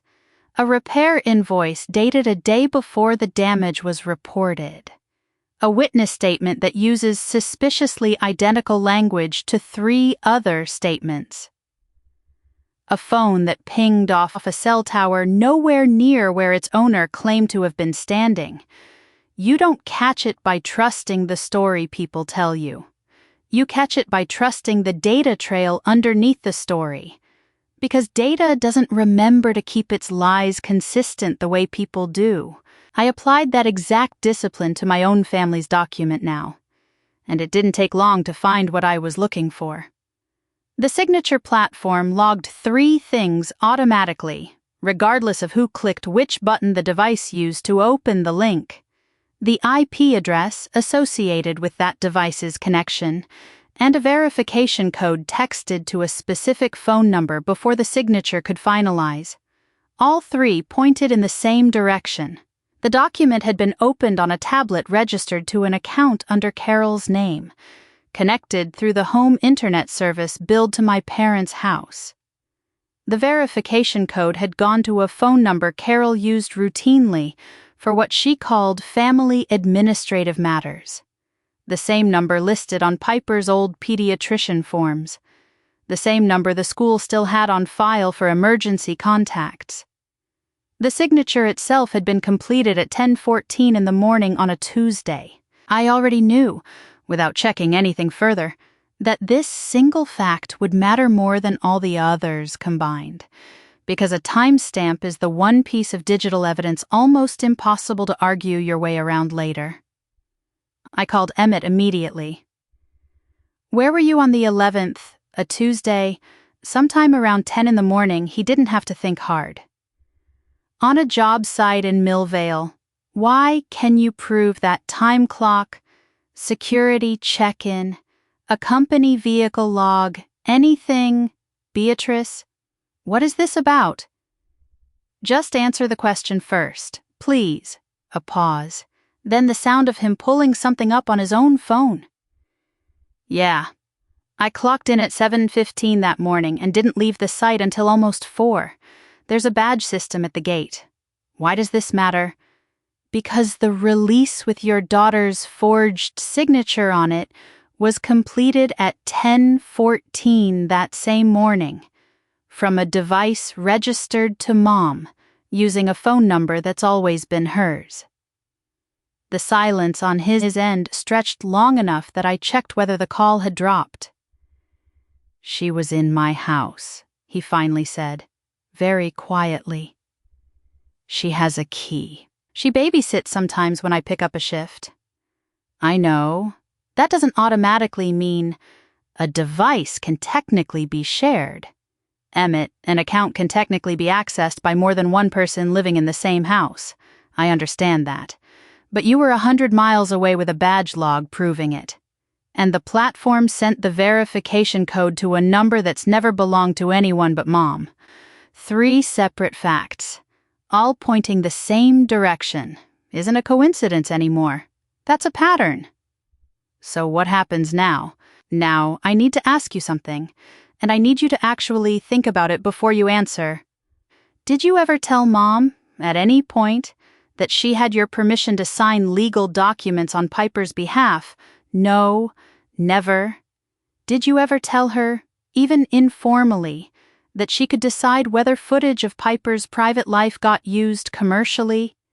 "Beatrice, no, absolutely not." "Then I think it's time we ask her directly. With Dana in the room this time, instead of over the phone where she gets to control how the conversation goes." He didn't answer right away. When he finally did, his voice had lost the last of its earlier defensiveness. "Set it up," he said. "I want to be there when you ask her." Harold showed up at my apartment 2 evenings later, alone. No casserole dish, no rehearsed speech, just a folded piece of paper in his jacket pocket that turned out to be a printout of the same audit summary Emmett had forwarded him. I almost didn't recognize him standing in my doorway. My father had always specialized in a particular kind of quiet, the kind that let arguments happen around him without ever quite landing on his own shoulders. Tonight he looked like a man who'd finally run out of places to stand where nothing could reach him. "Can I come in for a minute?" he asked, and it wasn't really a question. I let him sit at the same counter Carol had sat at days earlier, though he didn't bring an envelope, and he didn't touch the coffee I made out of habit more than hospitality. "Emmett showed me the timestamp," he said. "The tablet, the phone number. And I recognized the number immediately. It's the one your mother's used for school forms and doctor's offices for 15 years. I didn't need anyone to explain what that meant. I waited. My father had never once, in my entire adult life, arrived somewhere ahead of a conclusion instead of trailing safely behind one. I've known for a while that the monthly support from Odette's business came with strings I never asked about," he said. "I told myself it was consulting work, scheduling, handling releases for extras and background folks at events, that sort of thing. I never once asked to see an invoice." "How much?" "Dad." He hesitated long enough that I understood the number was going to be worse than I'd braced for. Somewhere around $4,000 a month, the last year or so. The figure didn't shock me because it made my parents wealthy. It shocked me because it explained, instantly and completely, The particular flavor of panic behind every excuse Carol had made since the wedding. $4,000 a month covered property taxes. It covered a chunk of the mortgage, the homeowner's insurance, the gap between what his pension actually paid out and what their life still cost to maintain. Why didn't you ever ask what she was doing to earn that? Because asking would have meant admitting how much we needed it. He turned his coffee mug a quarter turn without drinking from it. For years I told myself keeping out of you girls' disagreements was just me choosing peace over conflict. What I was actually doing was cashing checks and never once asking too many questions about where the money came from. That's not peace. Dad, that's just comfort wearing peace's clothes. He almost smiled at that, a small, tired thing. Your mother would say you inherited your bluntness from her side of the family.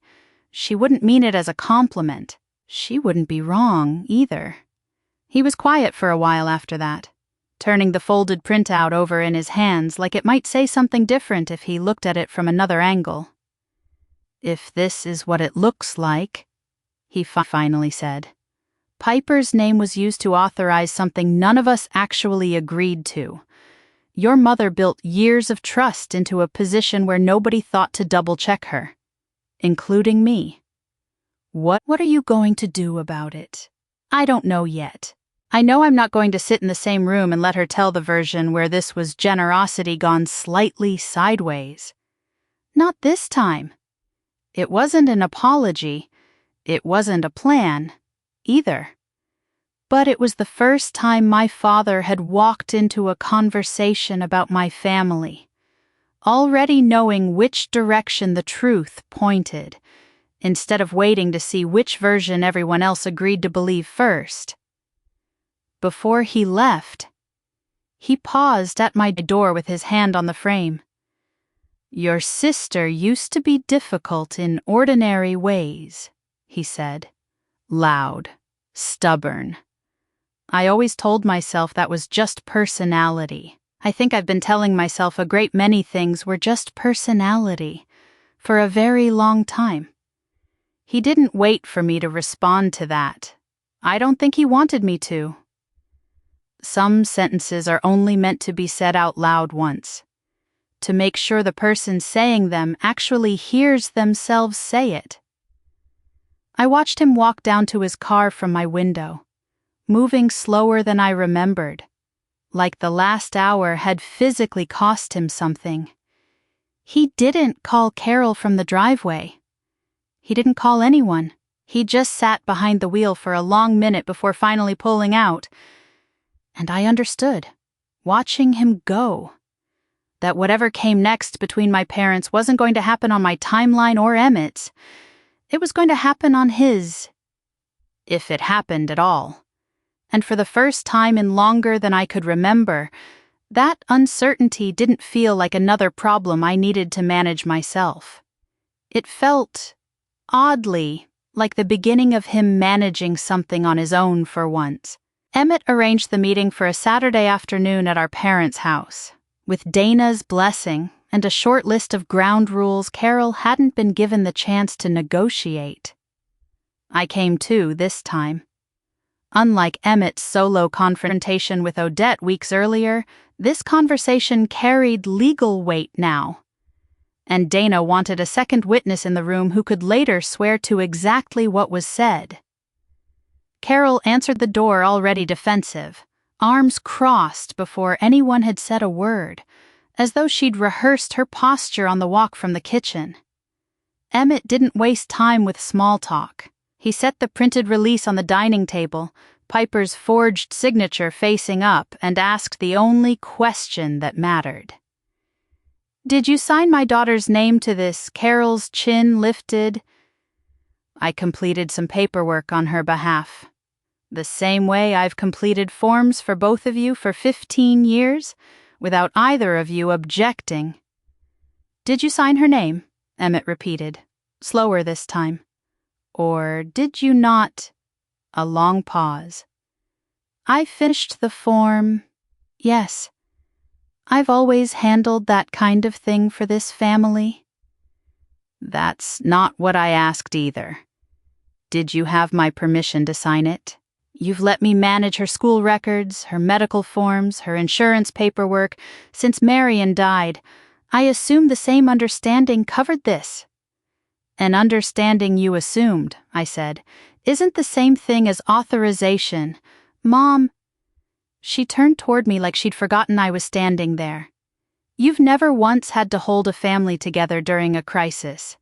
You don't get to lecture me about assumptions. I'm not lecturing you. I'm asking you to say plainly whether Emmett gave you permission to sign a commercial contract using his adult daughter's legal name. Yes or no. He would have agreed if Odette had simply explained the benefits to him properly, the way she explained them to me. That's not a yes. Her jaw tightened. Something flickered behind her eyes. Calculation rather than guilt. Like she was recalculating which version of this conversation she could still salvage. I did what I believed was right for this family, she said. I've spent my entire life doing what I believed was right for this family. Usually while everyone stood around finding fault with how I did it. Did Piper ever say stop? Emmett asked. His voice had gone very quiet, which frightened me more than shouting would have. Carol didn't answer. Mom, did Piper ever tell anyone to stop filming her? That footage was captured during an emotional moment. It can't fairly be judged outside of that context. That's not an answer. I won't be cross-examined in my own dining room. You'll answer the question, Emmett said, or I'll assume the answer is the one I'm afraid of. The silence that followed lasted long enough that it became its own answer. Where's the money you've been paid? I asked. The consulting fees from Odette's company. Where did that go? That is not remotely your business. It's about to become the business of a forensic accountant. If this goes where I think it's going, I'd rather hear it from you first. Carol's composure cracked for the first time since we'd walked in, a hairline fracture rather than a collapse. I managed permissions, scheduling, family access to certain projects. The compensation reflected real work that required forging a legal document. I did not forge anything. I completed a form I had every reason to believe I was authorized to complete. You just told Emmett you assumed authorization. That is not the same claim as having it? She looked, for the briefest moment, like she might actually concede the point. Then something in her face closed back over, the same practiced composure sliding back into place like a door swinging shut on its own weight. I am not going to stand in my own home and be treated like a criminal, she said, by two of my own children. Harold appeared in the hallway then, still in the cardigan he'd worn to my apartment 2 nights earlier, and asked her the exact same question Emmett had already asked twice. Carol, did Piper ever say stop? She looked at her husband the way she might look at a stranger who'd wandered uninvited into her house. I'm not doing this with both of you at once, she said, and walked out of the room before either of us could answer. Emmett left before she could turn the conversation into anything else. I stayed a moment longer, long enough to watch my father standing very still in his own hallway, staring at the space his wife had just occupied, like he was trying to work out exactly when she'd become someone he needed proof to believe. By Monday, Emmett had sent formal letters to Piper's university, her doctor's office, and every other institution that had ever listed Carol as an authorized contact. Effective immediately. Only he could approve documents, releases, or disclosures concerning his daughter. Carol's name came off every list it had ever appeared on. It wasn't a restraining order. Nobody sought one, and nothing about it prevented Carol from seeing Piper, calling her, sending her the same overpriced care packages she'd always sent during exam weeks. What it removed was authority, the quiet, accumulated permission Carol had built over years of being the one who handled things, until handling things had somehow become the same as owning them. Carol called it cruel. She told Emmett he'd forgotten who'd raised Piper during the years he was working double shifts just to keep the lights on. Emmett didn't argue about the past. He'd stopped trying to relitigate who deserved credit for which difficult year. He simply held the new boundary and let her be as angry about it as she needed to be. I withdrew my own formal reply to the settlement packet Carol had brought to my apartment days earlier. Dana sent it through proper legal channels this time, addressed to whichever attorney was actually representing Carol's interests, since it clearly wasn't the same one representing Odette's. The rejection wasn't about the dollar figure. It was about the confidentiality clause buried inside it, the one that would have required my silence about every recording, every arrangement, every dollar that had moved through this family disguised as generosity. That same week, the financial picture around Carol's consulting fees started coming into focus, piece by piece, through records Dana had subpoenaed as part of the broader civil discovery process. Carol had been receiving a fixed monthly payment from Odette's content company for just over a year, the exact figure Harold had already confessed to me in my kitchen. Give or take incidental bonuses tied to specific projects. The payment records classified it under a line item labeled Family Relations Consulting. No contract specified what services that actually covered. No invoice itemized hours worked, tasks completed, or deliverables produced. It was, as far as anyone could determine, compensation for being Carol for managing access to the rest of us, for smoothing over whatever friction Odette's content might otherwise cause with family members who hadn't agreed to appear in it. I sat with that classification for a long time. My mother hadn't defended Odette all these years purely out of blind maternal loyalty. The story she'd always told herself and everyone around her. She'd defended the business itself, because by then, the business had quietly become her income too. That didn't make her love for Odette fake. It made it complicated in a way I don't think Carol had ever let herself examine closely, because examining it would have meant admitting that her protectiveness and her paycheck had started pointing in the exact same direction, and she could no longer be entirely certain which one was actually steering the other. Piper asked me that week whether she should feel guilty about any of it, the boundaries Emmett had drawn. The fact that her grandmother was now furious with the whole family because of a document Piper had never even known existed until a stranger's forensic report surfaced it. "None of this is yours to carry," I told her. "You didn't sign anything. You didn't ask for any of it. The only thing you actually did was notice something was wrong and tell someone. It doesn't feel like nothing, though it feels like I broke the whole family by looking at a laptop I wasn't supposed to see. The family didn't break because you looked at a laptop. Piper, it broke a long time before that. Quietly. One convenient assumption at a time. You just happened to be the one who noticed it happening in real time." She didn't look entirely convinced. I didn't expect her to. Not yet. Some truths take longer to settle into a person than a single conversation can manage, and I'd learned slowly and at real cost not to mistake somebody's silence for disagreement. The call from Delphine Reyes came into Dana's office on a Wednesday, 4 days after the confrontation at my parents' house. I hadn't thought about the name since I'd first spotted it, buried in an old credit line on Odette's cached teaser page. Weeks earlier, a detail I'd saved out of instinct rather than understanding. The same way I photographed napkins and camera angles before anyone had time to explain why they might matter. Delphine had her own attorney on the line when Donna called me in to listen.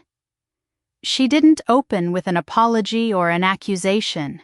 She opened with a question about her own legal exposure. I need to know whether disclosing certain project files puts me at risk of a theft charge, she said. Before I hand anything over, I need that answered honestly. Dana walked through it carefully. Delphine had worked as a freelance editor for Odette's content company for close to 2 years before quietly disappearing from the crew credits the previous spring. According to her, Odette's business owed her more than $18,000 in unpaid invoices, and because those invoices had never been settled. The commercial storage platform hosting the company's project files had never fully revoked her access, a quirk of how freelance accounts typically worked on that particular service, tied to unresolved billing rather than active employment. I didn't guess a password, Delphine said. I didn't hack anything. My login still works because nobody ever bothered locking me out properly. Dana had the storage provider confirm the technical details before anything moved further. Delphine's access level, her file history, the exact permissions still attached to her account. Only once that came back clean did Dana invite her into the office in person. She arrived looking like someone who'd spent several years making other people's stories sound more sincere than they actually were, and had finally gotten tired of doing it. Early 40s, dark hair cropped short, a folder of her own printed correspondence tucked under one arm, plus a company-issued external hard drive sealed inside a clear evidence bag she'd purchased herself. "Money isn't why I'm here," she said, settling into the chair across from us. The invoices can get sorted through their own separate process, whenever that happens. I came in because of what I saw happen to you at that reception. Something about it looked familiar to me in a way it shouldn't have. Recognized what exactly? Dana asked. The ending. It existed before the event that was supposed to have caused it. She didn't elaborate further that day. She opened her laptop, clicked into a folder, and turned the screen so both Dana and I could see it. The folder was titled, in plain lowercase text, Beatrice Final Concept. I read those 3 words twice, and something cold settled low in my stomach. The specific kind of cold that comes from realizing a private nightmare has apparently had a filing system built around it for longer than you've been aware it existed. This was created in May, Delphine said quietly. 4 months before the wedding ever happened. Nobody in the room said anything for a moment. Outside Dana's window, traffic moved past at its ordinary pace, entirely unaware that somewhere inside that office, a folder name had just rearranged everything I thought I understood about how this had started. I'd spent the last several weeks assuming the worst thing that had happened to me was one impulsive, cruel decision made by my sister in the heat of a single evening, sitting there, staring at a timestamp 4 months older than the wedding itself. I understood for the first time that I might have that entirely backward. "Do you want to see what's inside it?" Delphine asked. "Or do you want a day to sit with just the folder name first?" It was, I realized later, a genuinely kind question. The first one anyone connected to that entire production had asked me since the night it all started. Most people in my life had spent the past month telling me what I needed to see, needed to sign, needed to accept, needed to forgive. Nobody had yet asked me what pace I actually wanted to move at. "Show me," I said. "All of it. I'd rather know today than spend one more night guessing." Dana glanced at me, checking, the way she always did before letting a conversation cross into territory she couldn't walk back afterward. I nodded once, and she let it continue. Delphine clicked the folder open. I'd spent weeks tracing a single flower back to a single set of hands. Then a single forged signature back to a single tablet in my mother's kitchen. Both investigations had taught me to think small, to trust the smallest verifiable fact over the loudest denial. What Delphine's folder was about to show me operated on a completely different scale. Not one person improvising badly in a moment of pressure, but a plan with a start date, a shape, and a name already picked out for the ending mine. The folder held more than I was prepared for, organized with the tidy, joyless precision of someone who'd built spreadsheets out of other people's worst nights for a living. A production timeline came first. Guests seated 6:15. Family toast 6:40. Cake provocation window 7:10 to 7:20. Full reaction coverage on Beatrice, all 3 units. The word provocation sat there in plain black text, unadorned, like a line item on any other project schedule. Not an accident, not a joke that got away from anybody. A window. Scheduled. Next came a floor plan I recognized instantly, the same one Dana had pulled from the venue months earlier. Except this version carried handwritten notes in the margins that the official copy never had. Beside the camera nearest the garden exit, someone had scrawled a note, "Stay on her if she bolts. Keep rolling straight through to her car. No cuts." Delphine watched my face while I read it. "That note isn't mine," she said quietly. "I want to be clear about that before you ask." "Whose is it?" The handwriting matches memos I used to get directly from Odette. She annotated shot lists herself. Constantly. It was one of the things that made her difficult to work for.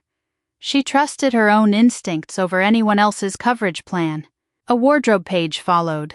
Photographs of dresses in cream, ivory, pale pink, beige, each one annotated with a single phrase. Dark colors, flatten blood and frosting on camera. My mother's insistence that I wear cream to my sister's wedding no longer looked like an aesthetic preference dressed up as concern. It looked like a technical specification, handed down from a production plan she may or may not have known the full scope of. Beneath the wardrobe notes sat a list titled, simply, Conversation Prompts. B. Ask why she never married. Mention that Odette built something real while Beatrice only critiques from a distance. Ask whether she resents how easily Piper trusts Odette. Bring up how much financial help their mother has provided the family over the years. Every question on that list existed for one purpose: to generate anger. On camera. Before the cake ever arrived. Delphine clicked to another file, a thumbnail image created back in June, 3 months before the ceremony. A stock photograph of a generic bride, tears artfully composed, placed beside an image of a woman with one arm raised mid-gesture. Across the center, bold white text read, "My own sister ruined my happiest day." The bride's face had been left deliberately blank in the mock-up, a placeholder waiting for a real photograph nobody had taken yet. "They didn't have a picture of you at this point," Delphine said. "The instruction attached to this file says to swap in your actual image after the wedding. Once there was footage to pull from." Dana asked the question I couldn't quite make myself ask out loud. "Did you know, at any point while working on this material, that Odette intended to physically injure her sister?" "No," Delphine said, and something in her voice cracked slightly on the word. "I knew they wanted real emotional confrontation." Odette told me, more than once, that Beatrice would criticize the cameras, refuse to play along with whatever prank they'd planned, and storm off looking exactly as unreasonable as the pitch deck already described her. I thought the whole approach was manipulative, genuinely gross, honestly. I never once imagined anyone would put actual metal into her face to make it happen. Then why keep working on it? Dana asked. Delphine looked directly at me when she answered, "Not at my attorney." Because I told myself editing footage wasn't the same thing as causing what happened in it. The sentence landed with an unpleasant familiarity. Grant had told himself approving reaction cameras wasn't the same as physically harming me. Ivy had told herself keeping guests inside a camera frame wasn't the same as staging an assault. Delphine had told herself cutting footage together after the fact wasn't the same as authoring the plan behind it. Every single person orbiting my sister had apparently found their own small, private way to divide the machine into pieces manageable enough that nobody had to feel fully responsible for what the whole thing eventually produced. Delphine pulled up one more file before we stopped for the day, a branching decision tree, mapped out like a flow chart. If she laughs, pivot to sisterhood narrative. If she freezes, Odette pushes further. If she walks, follow with camera C. If she gets visibly angry, hold on Diane's. I stopped reading and looked up. Diane Delphine winced. Sorry. Old habit. Early drafts used a placeholder name before your mother signed off on using her real one in the final materials. I should have caught that before printing it. It was such a small detail, buried inside something so much larger. And yet it told me something the rest of the folder hadn't quite managed to. This plan had gone through drafts, revisions, placeholder names swapped out for real ones once every party involved had confirmed their participation. Somewhere in that branching flowchart of contingencies, built for every possible way I might react to public humiliation. There was no branch at all for the version of me that actually showed up that night, the one who asked for a doctor, the one who photographed the evidence before anyone could clean it away, the one who called the police from inside the emergency room instead of crying into a camera the way the plan apparently assumed I would. They had built an entire architecture designed to capture my collapse. Nobody had accounted for the possibility that I simply wouldn't collapse on schedule. I sat with that thought longer than I probably needed to, turning it over the way I'd once turned over a fraudulent claim file, looking for the one detail the person who built it hadn't bothered to plan for. In every version of this story, Odette had prepared in advance. My reaction was the missing variable, and every branch of that flowchart assumed I would eventually supply it in some usable form, tears, rage, a dramatic exit worth filming. None of them accounted for a woman who simply asked for a doctor and started taking photographs. I hadn't broken their plan through some clever counter move. I'd broken it by accident, just by being exactly who I already was on an ordinary Tuesday. And it had never once occurred to any of them that the ordinary version of me might be the one thing their entire production hadn't scripted for. Delphine came back 2 days later with something bigger than a production folder, a full pitch document, 94 pages, formatted for a sponsor presentation, the exact package Odette's company had submitted to Lumen Skin Co. to lock in the multi-year ambassador deal behind the New Chapter series. Every member of my family had already been sketched onto a page before any of them knew it. Harold appeared as the quiet father who avoids conflict at any cost. Emmett was the hard-working widower, slowly learning to accept help.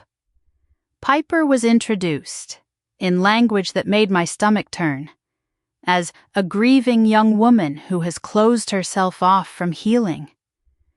Then I found my own page, Beatrice Winslow, the distant, overbearing older sibling, analytical, guarded to a fault, and secretly unsettled by how naturally Odette bonds with people. Her pushback drives the central tension the family ultimately unites to overcome. I read that paragraph 3 separate times. Some of it wasn't even inaccurate, which somehow made it land worse. I had kept my distance from her. I had pushed back on her, sharply and often. In emails I never once regretted sending, even on the days I probably should have. Somebody had taken recognizable pieces of an actual person and rearranged them into a character engineered specifically to be disliked by an audience of strangers. The document didn't claim I'd attend the wedding peacefully and only grow angry after being physically injured. It described my anger as a foregone conclusion, baked into the premise from the very first page, long before anything had happened to justify it. Dana warned me that the file's internal metadata alone wouldn't hold up as definitive proof dates embedded in a document could theoretically be altered after the fact by anyone with the right software. What she couldn't dismiss quite so easily was the original email transmission record. The pitch had been sent to a member of Lumen's brand partnerships team in April, a full 5 months before the wedding ever took place. 2 days after that discovery, Lumen's own legal and compliance department, moving through its standard review process, once litigation risk had been flagged internally, confirmed something that made the metadata argument entirely irrelevant. Their submission logs showed Odette's company had filed a nearly identical version of this same pitch deck in early May. The file name matched. The page count matched. The wedding hadn't happened yet. Their copy included something Delphine's version didn't, a full episode outline for the proposed season. Episode 1 introduced the family and hinted at old, unresolved resentments. Episode 2 centered on Piper's grief. Episode 3 carried a title that made the room go very quiet when Dana read it aloud. Wedding Rupture. Beneath that title, a single planning note read, Beatrice's inability to celebrate her sister creates a public break. Odette chooses Grace. Carol refuses to abandon either daughter. The season's final episode had already been titled, too, Healing the Winslow Women. My sister had sold both my collapse and her own eventual forgiveness of me before she'd even applied for a marriage license. Near the back of the sponsor's copy, I found a page of sample promotional mock-ups. One showed a faceless bride in white, generic, interchangeable. Another showed a woman in a cream-colored dress, one arm raised near a wedding cake. Captioned in bold letters, My jealous sister ruined my wedding day. That file had been submitted 4 months before Carol ever called me to insist, 3 separate times over the course of one phone call, that I really ought to wear something lighter to the ceremony. Dana enlarged the mock-up image on her screen and studied it in silence for a long moment. This doesn't prove they planned the exact physical assault, she said finally, careful as always not to overstate what the evidence could actually carry.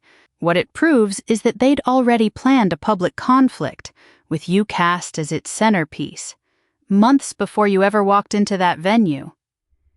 They needed me to become this person, I said, mostly to myself. They needed footage that matched the character they'd already sold. I thought about the 3 cameras arranged around my chair. The seating chart, quietly revised at 8:14 in the morning. The instruction telling Ivy not to pull Odette away from me too quickly. None of it had been cruelty that simply got away from somebody in the heat of an emotional night.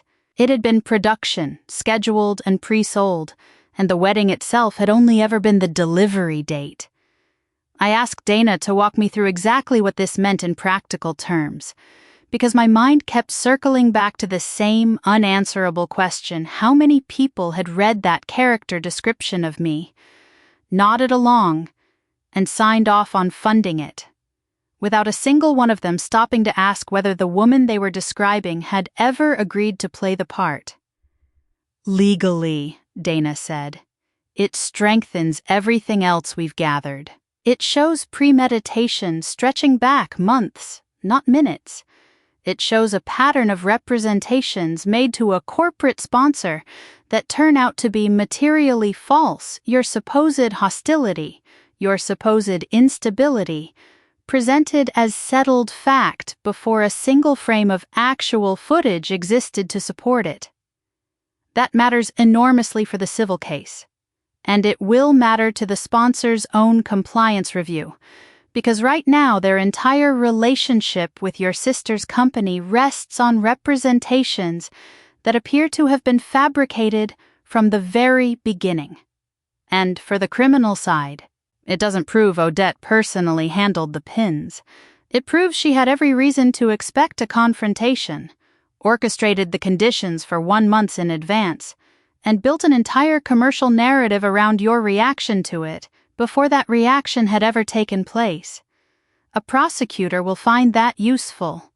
A jury would find it very hard to ignore. I sat with the 94 pages spread across Dana's conference table, my own manufactured biography staring back up at me in 12-point font, and understood, with a clarity that felt almost peaceful after weeks of confusion, exactly what had actually happened to me. Not a joke that went too far, not a sisterly rivalry that boiled over in the heat of one difficult evening. A product built with my unwitting participation, sold to a corporation months before I ever agreed to attend anyone's wedding at all, with the pitch deck sitting on the table in front of us. Dana wanted to hear Ivy's recorded call again, the one she'd handed over voluntarily weeks earlier, back when she was still crying in a cousin's spare bedroom, terrified of what she'd already helped set in motion. I hadn't listened to the full thing since the night Ivy first sent it. Hearing it now, with the production timeline and the branching flowchart fresh in my mind, every line landed differently. 2 days before the wedding, Odette had complained that the sample floral piece kept bending too easily under light pressure. She wanted, in her own words, something with more structural integrity. Ivy told us she'd assumed that meant a heavier plastic support, maybe thicker wire threaded through the sugarwork. On the morning of the ceremony, Carol had asked Ivy to carry the emergency floral kit into the prep room, the same kit that would later be photographed by the venue's badge camera footage, the same kit that had contained the pearl-topped pins eventually pulled out of my cheek. Ivy set the kit down. Odette examined the pins herself. Then Carol sent Ivy out to retrieve setting powder from the bridal suite, a task that took, by Ivy's own estimate, somewhere between 6 and 8 minutes. When I came back, Ivy's recorded voice said, the flower already looked different. It didn't give the same way when Odette picked it up. I asked what she'd done to it. She told me to worry about the cameras instead. Ivy admitted, later in the same recording, that she'd grown frightened, something might go wrong, and that if it did, Odette would simply claim the maid of honor had tampered with the decoration herself.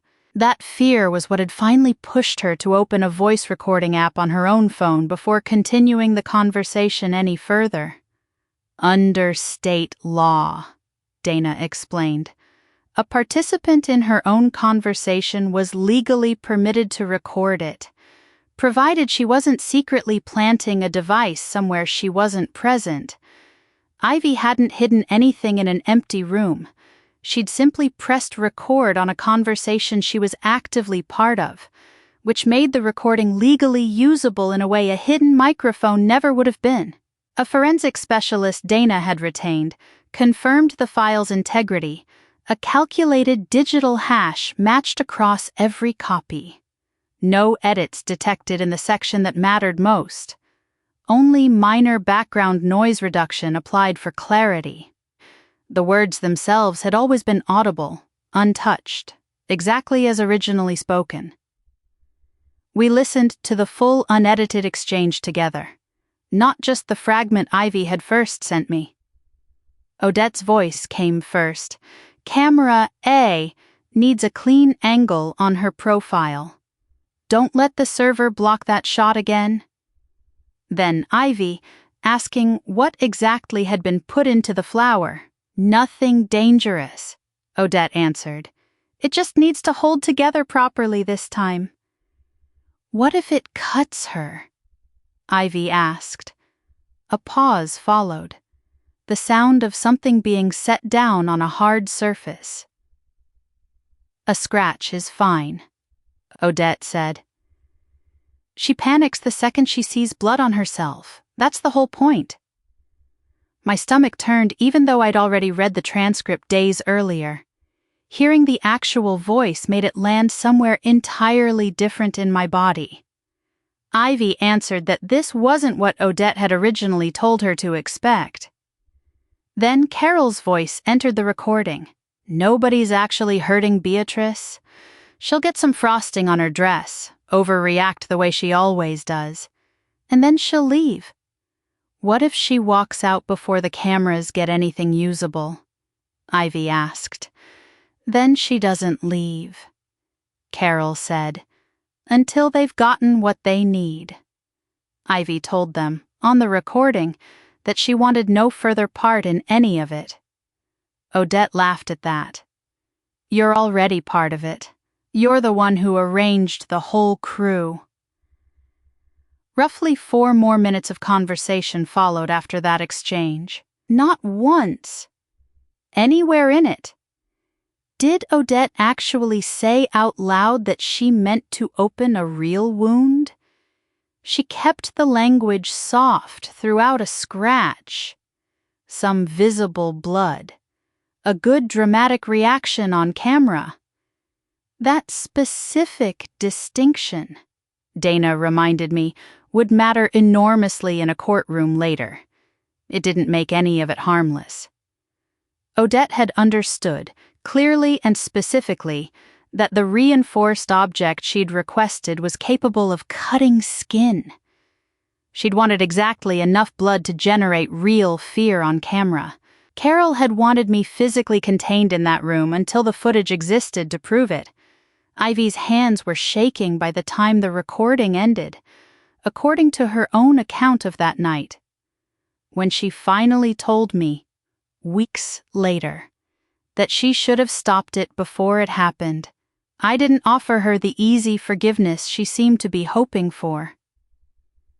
You helped corner me, I told her plainly. You knew they wanted to humiliate me in front of 200 people. You may not have known exactly how badly I'd be hurt, but you absolutely knew I hadn't agreed to any of it. She started crying, quietly this time. I know. I'm sorry. I believe that you're sorry. Being sorry doesn't erase the part you played in it. Compassion. I'd learned over the past several weeks. Didn't require dishonesty.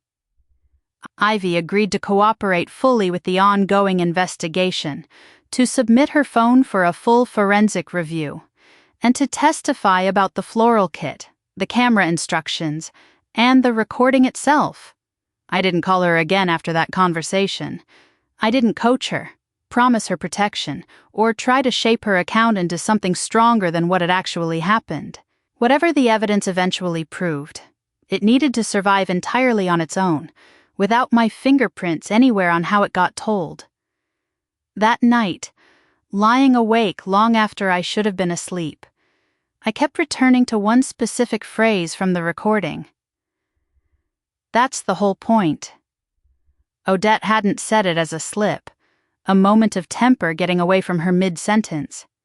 She'd said it the way you explain a plan to somebody who already understands the plan, a shorthand between two people who both already knew exactly what outcome they were aiming for. My sister hadn't lost control of herself for even a single second that night. She had engineered a situation specifically designed to make my fear, my pain, and my anger into something she could capture and sell. And for months beforehand, she had believed, apparently without any real hesitation, that calling all of it content made my lack of consent completely beside the point. Grant called on a Sunday night, close to 11, and Dana joined the line before I answered so there'd be a witness to anything he said. He sounded like he hadn't slept properly in days. "I know I'm not supposed to contact you directly," he said. "Your attorney told my attorney that months ago, but she's on this call, so I'm hoping that counts for something." Dana confirmed she was listening. Grant exhaled, the sound of someone about to say something he'd been rehearsing for a while. He'd spent the past week going through the shared business workspace he still administered jointly with Odette, the same digital environment holding project files, scheduling software, and financial records for the entire company. Both of them had full access to everything in it. He hadn't touched her private email. He hadn't gone near her personal phone. Inside a folder simply labeled contingencies, he'd found something he hadn't been looking for: draft documents, plans for handling various potential crises, sponsors pulling out, employees going public with complaints, family disputes escalating, and, in a subfolder carrying his own name, something considerably more personal: clips, private arguments between the two of them, recorded through the home production equipment they'd installed for the company's behind-the-scenes content. Some of the footage appeared to have been captured before he'd realized the cameras were even running. Other clips had clearly been pulled from actual business meetings, then re-edited and retitled with names like "Grant Loses Control" and "Husband Undermines Odette's Recovery." A note attached to the folder suggested the material was meant to be released strategically, if Grant ever challenged ownership of the company, or if he left the marriage publicly in a way that generated unflattering press. "She was building a version of me she could release," Grant said, his voice cracking slightly on the word release, like it had taken him days to settle on that specific verb and he still wasn't fully comfortable with it. Not physically abusive, controlling, threatened by her success, the exact framing they used for you, basically, just recut for a different audience.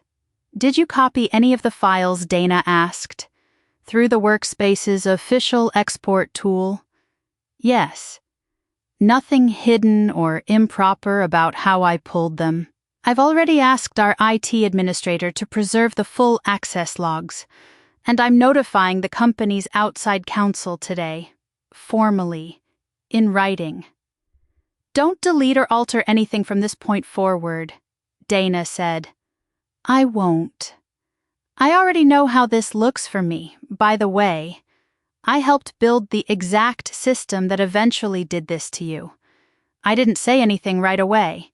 There wasn't a version of forgiveness I could offer him honestly in that moment, and I'd stopped pretending otherwise weeks ago."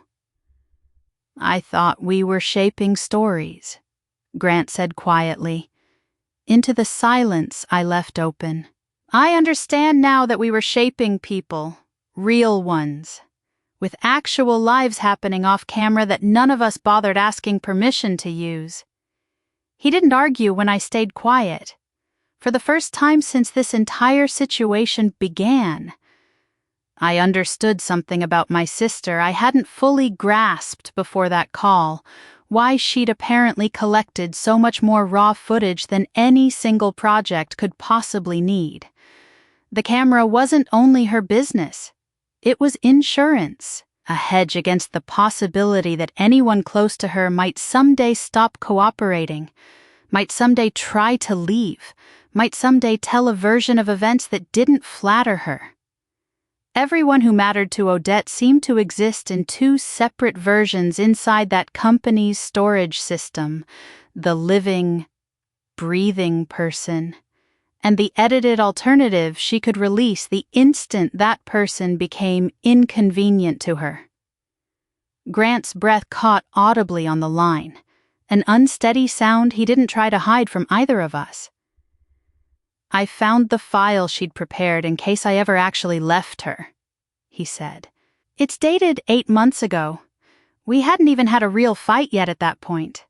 She built my exit plan before I'd given her any reason to think she'd need one. I thought about the 94-page pitch deck sitting on Dana's conference table. About Episode 3, titled and outlined months in advance of any actual wedding rupture. About a folder with my own name on it, created in May, 4 full months before I'd ever agreed to attend my sister's wedding. Grant wasn't describing a version of my sister I didn't already recognize. He was simply confirming, from an angle I hadn't had access to before, that the pattern went even wider than I'd assumed. Everyone close to Odette had apparently been quietly filed away as a future contingency, long before any of us had done a single thing to deserve that kind of preemptive suspicion. Lumen Skin Co. opened a formal compliance review 11 days after the wedding. Nobody at my attorney's office had forced their hand directly. A private law firm has no authority to compel a corporation to hand over its internal records without a subpoena or a court order. What actually forced the issue was simpler, and worse, than anything a subpoena could have accomplished. Between the emergency room paperwork, the tampered flower decoration, and now a 94-page proposal dated months before the ceremony, their own legal team had run out of ways to file this under ordinary family friction. Their company had funded a commercial series built around real, identifiable people. One of those people had been physically injured. Another was an adult who denied ever giving consent for footage used in the project. And the central storyline the whole series had been built around appeared to have been fully scripted before the event it claimed to be documenting had even occurred.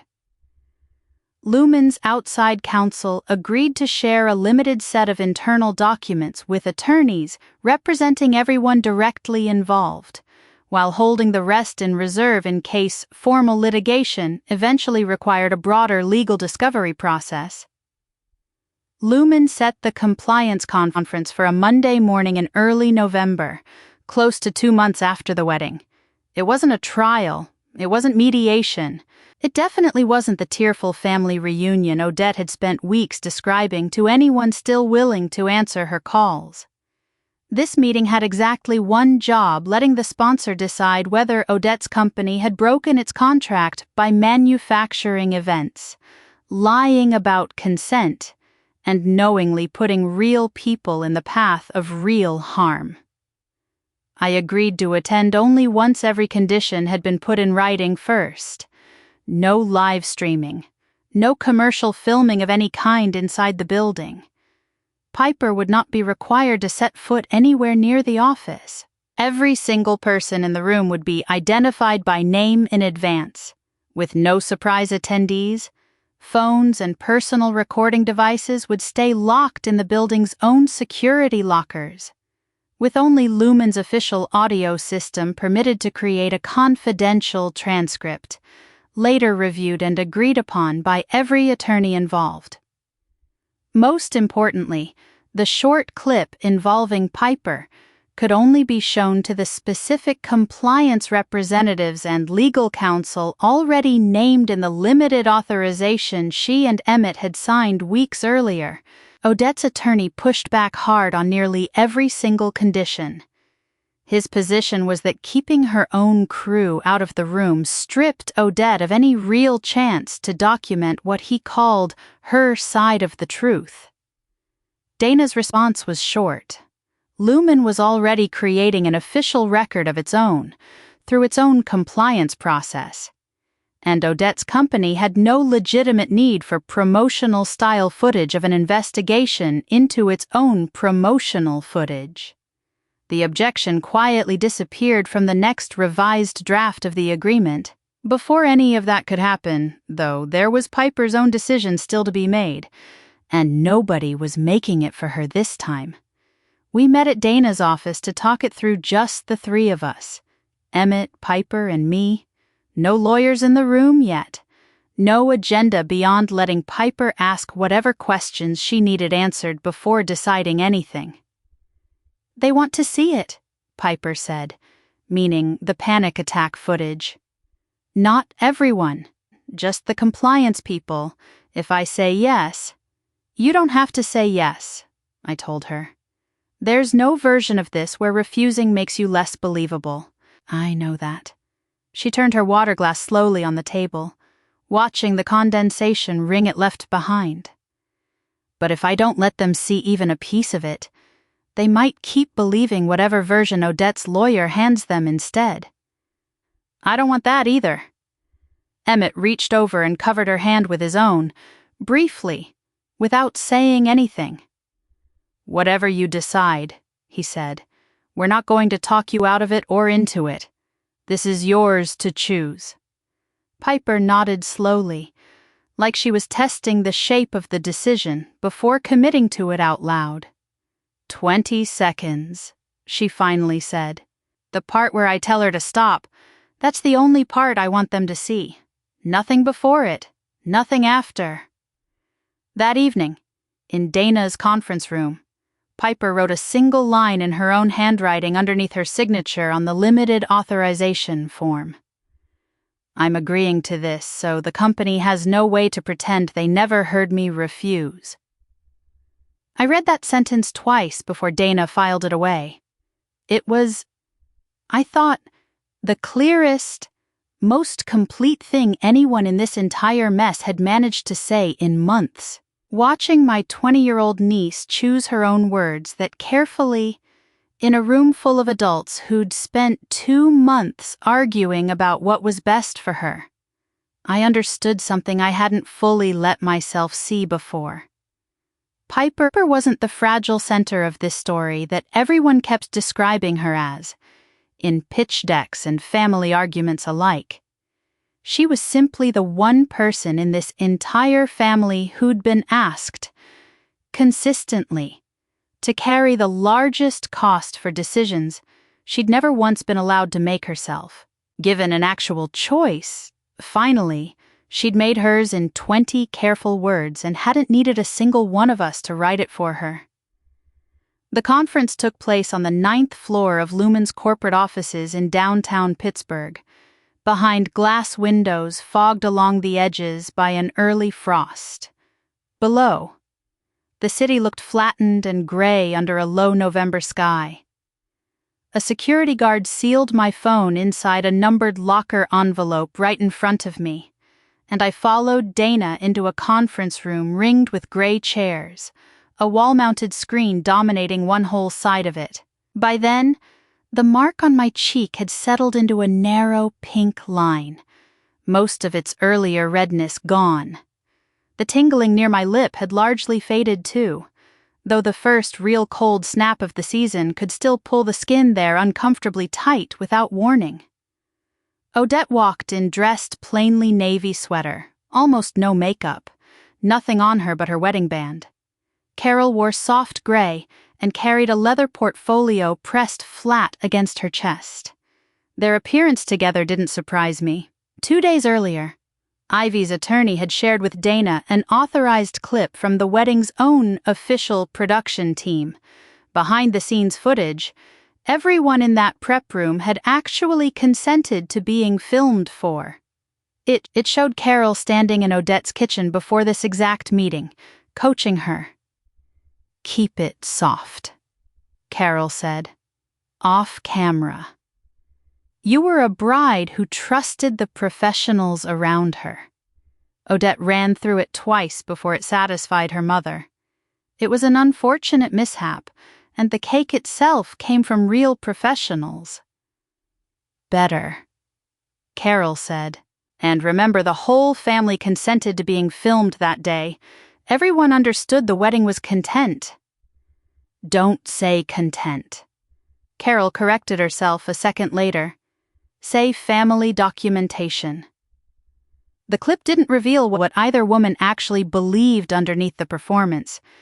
It revealed only what they'd rehearsed saying, and the specific wardrobe choices Carol had made to help Odette read as more vulnerable, less polished, in front of a room full of sponsor representatives. By the time they walked into that conference room, I already understood exactly which version of themselves they'd prepared to perform.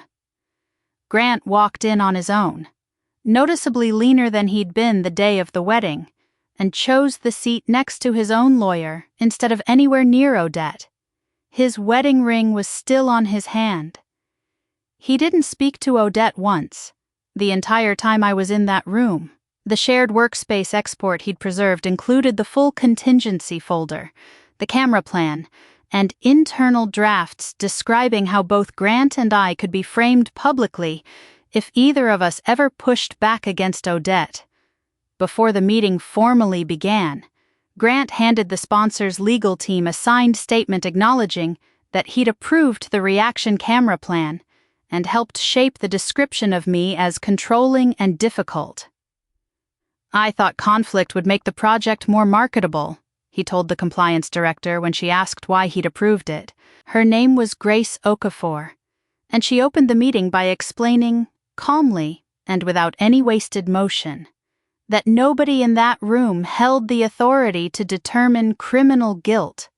Lumen's only interest was reviewing its own contracts, the accuracy of what it had been told during development, and whether the company could continue any working relationship with Odette's business going forward. Odette's attorney spoke first, describing the wedding as an extensively documented family celebration in which every adult present understood cameras would be rolling throughout. He said the cake had contained concealed structural material introduced by an outside vendor. Odette, in his telling, had intended nothing more than an ordinary wedding prank and had no reason to anticipate any actual injury. Carol backed that version without hesitation, adding that Emmett had allowed her to manage the family's documents for years and had verbally approved Piper's participation in what she called a project about grief and resilience. Emmett, seated beside me, had said almost nothing since we'd arrived. I never authorized her to sign that release, he said now, flatly. Carol turned toward him. You knew Odette wanted Piper involved somehow. I knew she mentioned the idea of an interview. Once, casually, I did not know she'd filmed my daughter during an actual panic attack. You were overwhelmed at the time. That's not the same as refusing. Grace raised one hand before the exchange could escalate further. Her questions from that point forward stayed short, deliberate, unhurried. Who had approved the additional cameras? Grant said he'd approved a general content plan. Odette had chosen the final positions herself, working with Ivy and the production coordinator, who had requested my seat be moved. The venue's own records named Carol, who had altered the flower cluster after delivery. Odette claimed she'd simply repaired a loose decoration and denied inserting anything dangerous. Who had actually completed Emmett's release, Carol admitted, without much resistance this time, that she had. Who had approved the teaser containing Piper? Odette claimed the edit had been preliminary, never formally published in any real sense. Dana placed a printed, time-stamped copy of that same cached teaser page on the table in front of everyone, along with its original public view count. It was live and publicly accessible for 9 days, she said. Odette leaned toward her attorney and whispered something none of the rest of us could hear. The evidence, once it began, arrived in careful sequence, the bakery's delivery photographs first, showing the flower cluster intact and sealed. Then the hallway footage, showing Ivy carrying the emergency kit in, Carol entering afterward, and Odette walking out with the altered cluster in her own 2 hands.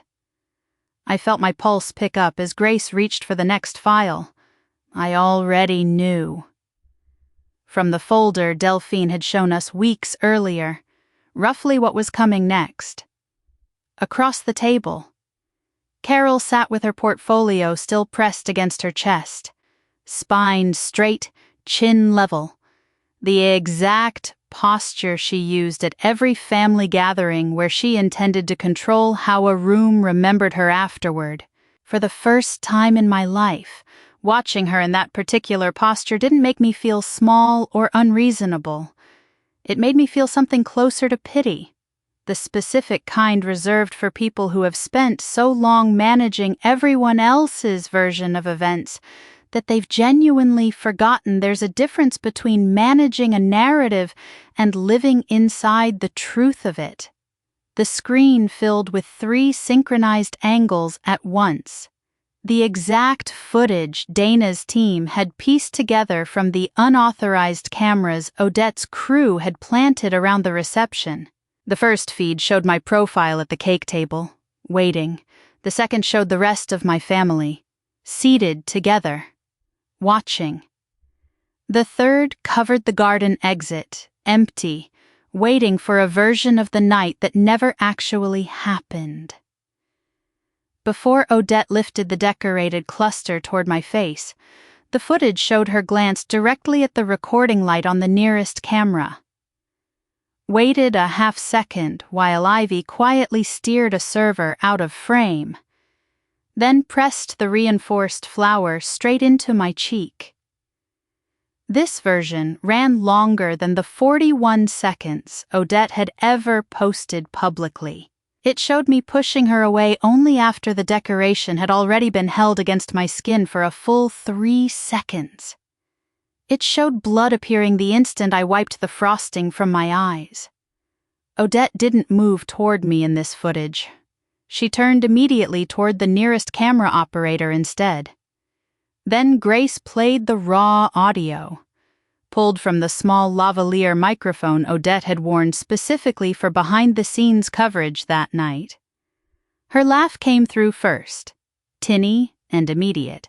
Then my own voice, flat and clear, "Don't touch me again." After that, Odette's voice, quieter now, directed away from me entirely.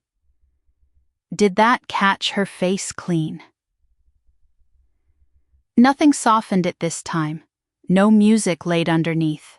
No cut separating the question from the blood already visible on my own hand in the very next frame. Grace stopped the playback there. "Odette, what did you mean by that question?" Odette's jaw tightened visibly. I was in shock. People say strange things in shock. You asked whether the camera had captured her face. Specifically, I work in media.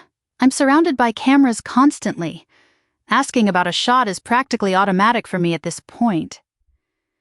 Before asking whether your sister needed medical attention, I didn't fully understand yet how badly she'd actually been hurt. Dana played Ivy's lawfully recorded audio next, the section we'd all sat with together weeks earlier. What if it cuts her? Then Odette's own voice, unmistakable. "A scratch is fine. She panics the second she sees blood." Then Carol's voice, immediately after. "Then she doesn't leave until they've gotten what they need." Odette pushed back from the table hard enough that her chair legs scraped audibly against the floor. "This is absurd. Beatrice reacts dramatically to everything. Ask anyone in this family." The temperature in the room shifted the instant she said it.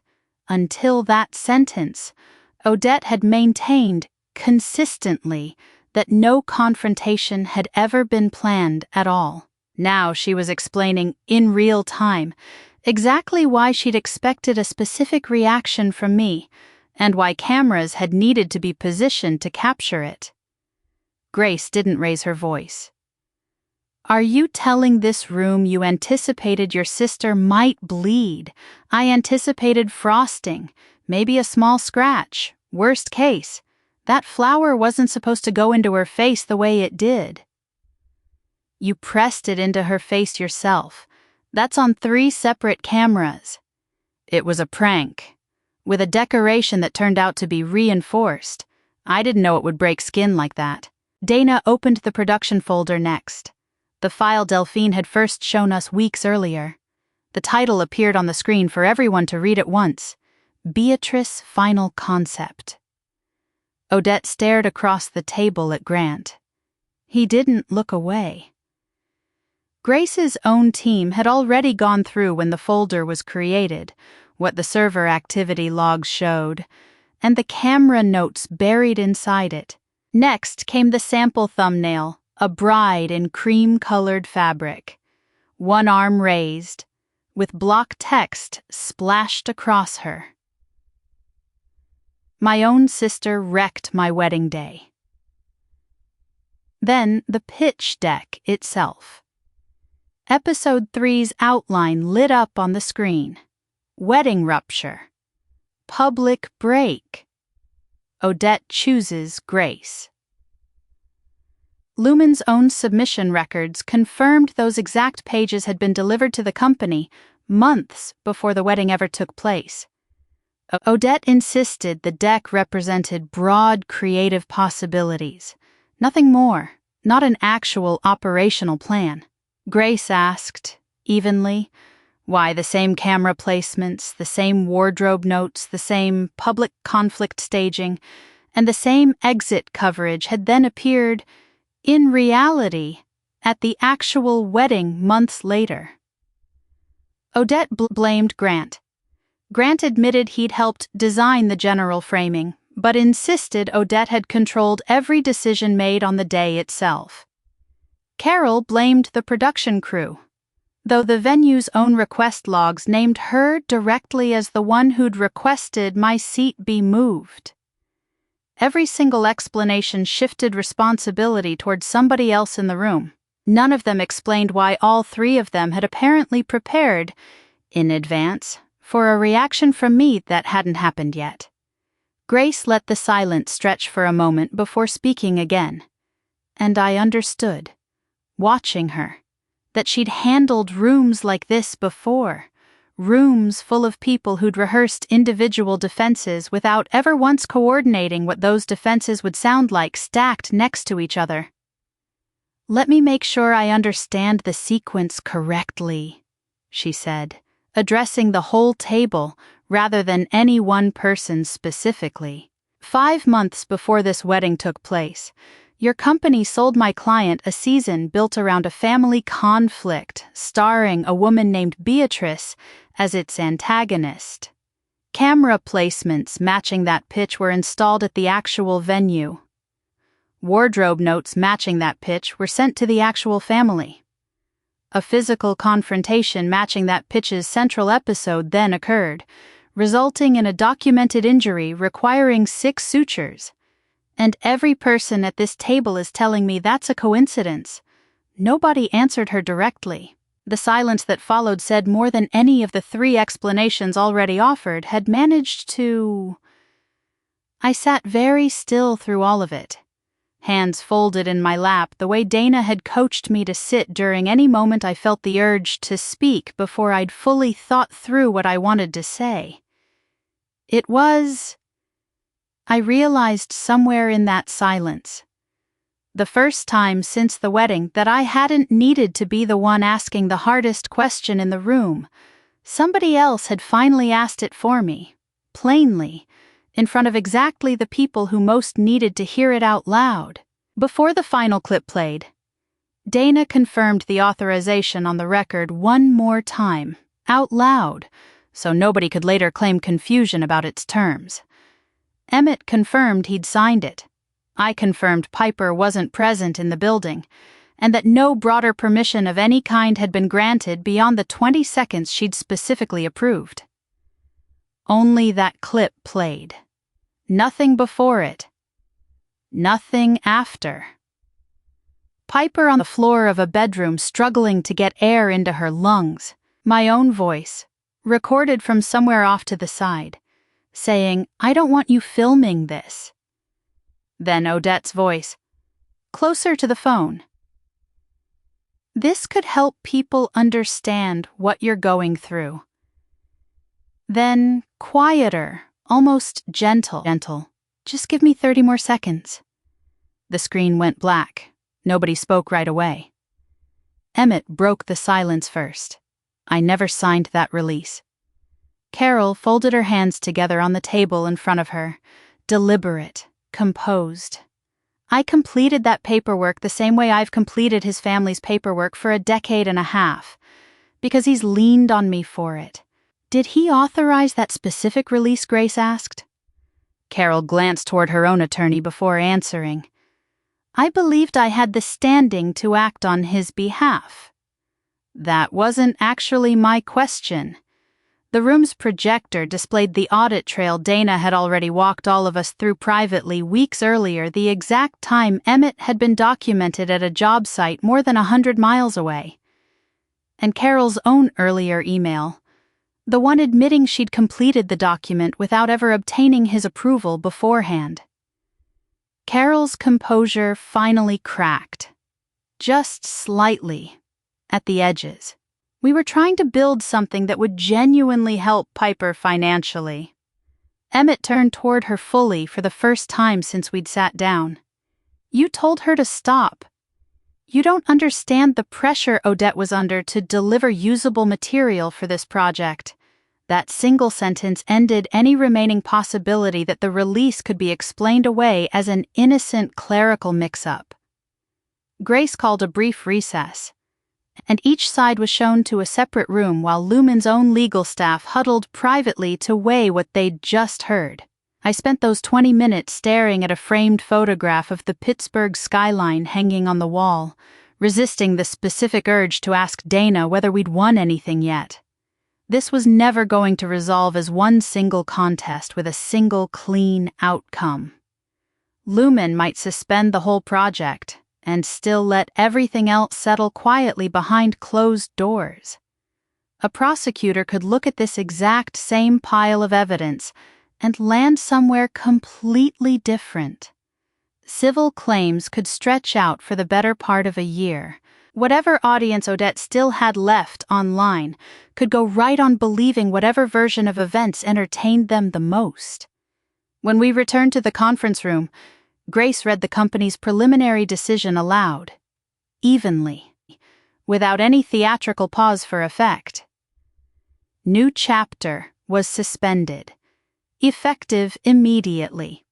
No footage connected to the project could be distributed, edited, licensed, or deleted by anyone at Odette's company while the investigation continued. Every remaining scheduled payment was frozen. A formal notice of contract breach would follow once Lumen's legal team completed its full review. Odette's talent management company announced, separately and within the same week, that it was pausing all representation pending its own internal investigation. Nobody in that room declared a final repayment figure. Nobody ordered an arrest. Nobody handed me a check that afternoon. But whatever engine my sister had spent years constructing had, for the first time since I'd known about its existence, actually ground to a stop before anyone stood to leave. Odette's eyes found mine across the table. "This is your doing," she said, low enough that it barely carried. "You had every chance to handle this quietly between us. Instead, you burned the whole thing down." I'd imagined this exact moment more times than I could count over the previous 2 months. In some versions, I delivered an entire speech, cataloging every injury she'd dismissed since we were children. When the actual moment arrived, I found I only needed one sentence. "I didn't destroy your story," I told her. "I put back the parts you cut out of it." The conference ended without any staged reconciliation photograph, without any final embrace for the cameras that, for once, weren't even in the room. Outside, near the security lockers where my phone had been waiting all afternoon, Dana found me a few minutes later carrying two separate pieces of news. Carol's attorney had reached out, quietly, offering to cooperate if the evidence could be structured to separate her specific role in the releases and the seating arrangements from Odette's decisions about the flower itself. At almost the exact same time, Odette's attorney had made a nearly identical offer in reverse, proposing to hand over emails showing that Carol had managed every permission, selected my wardrobe, and controlled the family's entire visual presentation throughout. Neither offer had been accepted yet. Neither woman, as far as I could tell, knew precisely what the other had already put on the table. They'd walked into that building as partners. They were leaving it calculating, separately, which one of them might survive this by sacrificing the other first. I stood there in the lobby a while longer than I needed to, watching the elevator doors open and close for other people leaving other meetings, none of them aware that anything unusual had happened 9 floors above them. Dana finally touched my arm and asked if I was ready to go. I was, and I wasn't. Some part of me had expected this exact moment to feel like winning. The way I'd imagined it during the worst nights right after the wedding, lying awake replaying every excuse Odette had offered me. It didn't feel like winning. It felt like the exact instant a structure you'd suspected was hollow finally proved you right by collapsing in front of witnesses. There was relief in that. There wasn't much triumph in it at all. The first betrayal package arrived at Donna's office 6 days after the compliance conference, sent through Odette's attorney. It held a set of emails Carol had sent during the last 7 days before the wedding. One directed the venue coordinator to reposition my seat under the room's brightest fixed light. Another told the wardrobe stylist to keep me dressed in pale colors, since darker fabric would apparently swallow the visual on camera. A third, sent that same morning, was blunter than the rest. Make it read like she started it. She's reliable for good material once she's boxed into the moment. Odette's attorney argued the messages proved Carol had orchestrated the staging and managed the family's visual presentation, while Odette herself had merely trusted her mother to handle logistics she didn't have time to think about on her own wedding day. The same package included payment records showing Carol had collected fees for what the contracts labeled participant coordination, release administration, and family access management, the exact arrangement Harold had already described to me at my own kitchen counter, weeks before this evidence surfaced through official channels. Odette, according to her own attorney's framing, had simply been a daughter shaped by an overbearing, controlling mother. Dana closed the file on her laptop once she'd finished reading it aloud to me. "This doesn't clear her of anything," she said. "It tells us the story she's hoping prosecutors and civil counsel end up believing. Those are two very different documents.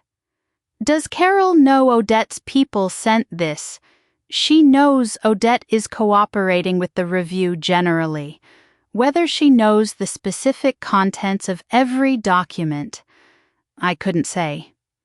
2 days later, Carol's own lawyer sent over a matching package. Inside was a text from Odette, sent that same wedding morning. "Don't forget the pearl-headed pins. This flower won't stop drooping." Carol had texted back, "Kit's already with me. Don't do anything reckless." Odette followed up minutes later. "It just needs to survive long enough to get the shot." Carol's lawyer insisted his client had honestly believed the pins were meant only to reinforce a delicate arrangement, worst case ending in a light scrape. He painted her as a worried mother trying to keep her daughter from doing something rash under deadline pressure. That argument might have carried real weight. If Carol's own messages had actually stopped there, they hadn't. In the same thread, she'd written, "The cream dress will show everything clearly later." And separately, If Beatrice tries to leave, keep her talking until the cameras get her reaction. Carol's attorney also included, apparently without fully grasping the significance of what he was handing over. The sample promotional thumbnail, the pre-written character description casting me as jealous, and a copy of Ivy's lawful recording. He framed all of it as proof that Odette had designed the entire confrontation and deliberately concealed the true risk of it from her own mother. Each woman had unknowingly supplied the exact missing context the other had been hoping to keep hidden. Odette's evidence proved Carol had staged the visual trap around me. Carol's evidence proved Odette had specifically requested the pins and understood the reinforced flower could genuinely cut skin. Neither of them, it turned out, could fully explain their own conduct without implicating the other one in the process. By December, 3 separate processes were grinding forward, largely independent of one another. Ibarra and the district attorney's office kept working through the hospital records, witness accounts, and the production files Delphine had turned over. My own civil counsel kept building out the ledger of medical bills, lost overtime pay, attorney's fees, and the professional damage caused by that edited video going public. Lumen separately pursued its own repayment claim against Odette's company under the terms of the original sponsorship deal. No single conversation controlled how any of that resolved, which mattered more than I understood at first, because Carol kept telling relatives that everything could simply go away if I decided I truly wanted this family whole again. A criminal matter belonging to the state was never mine to dismiss on request, no matter how badly anyone wanted family harmony restored. What I could control was whether to settle my own civil claims, whether to keep cooperating with investigators, and whether to keep telling the truth about what had actually happened to me consistently to anyone who asked. What I couldn't control was persuading a prosecutor to look away from evidence already sitting in their file. Harold finally stopped calling this whole situation a misunderstanding after he sat down with his own financial attorney and reviewed the family's joint accounts line by line. The home equity credit line, the checking account, the credit cards. Carol had never forged his name on anything, and she'd never stolen from an account he couldn't see. She'd simply never told him what all that borrowed money was actually funding.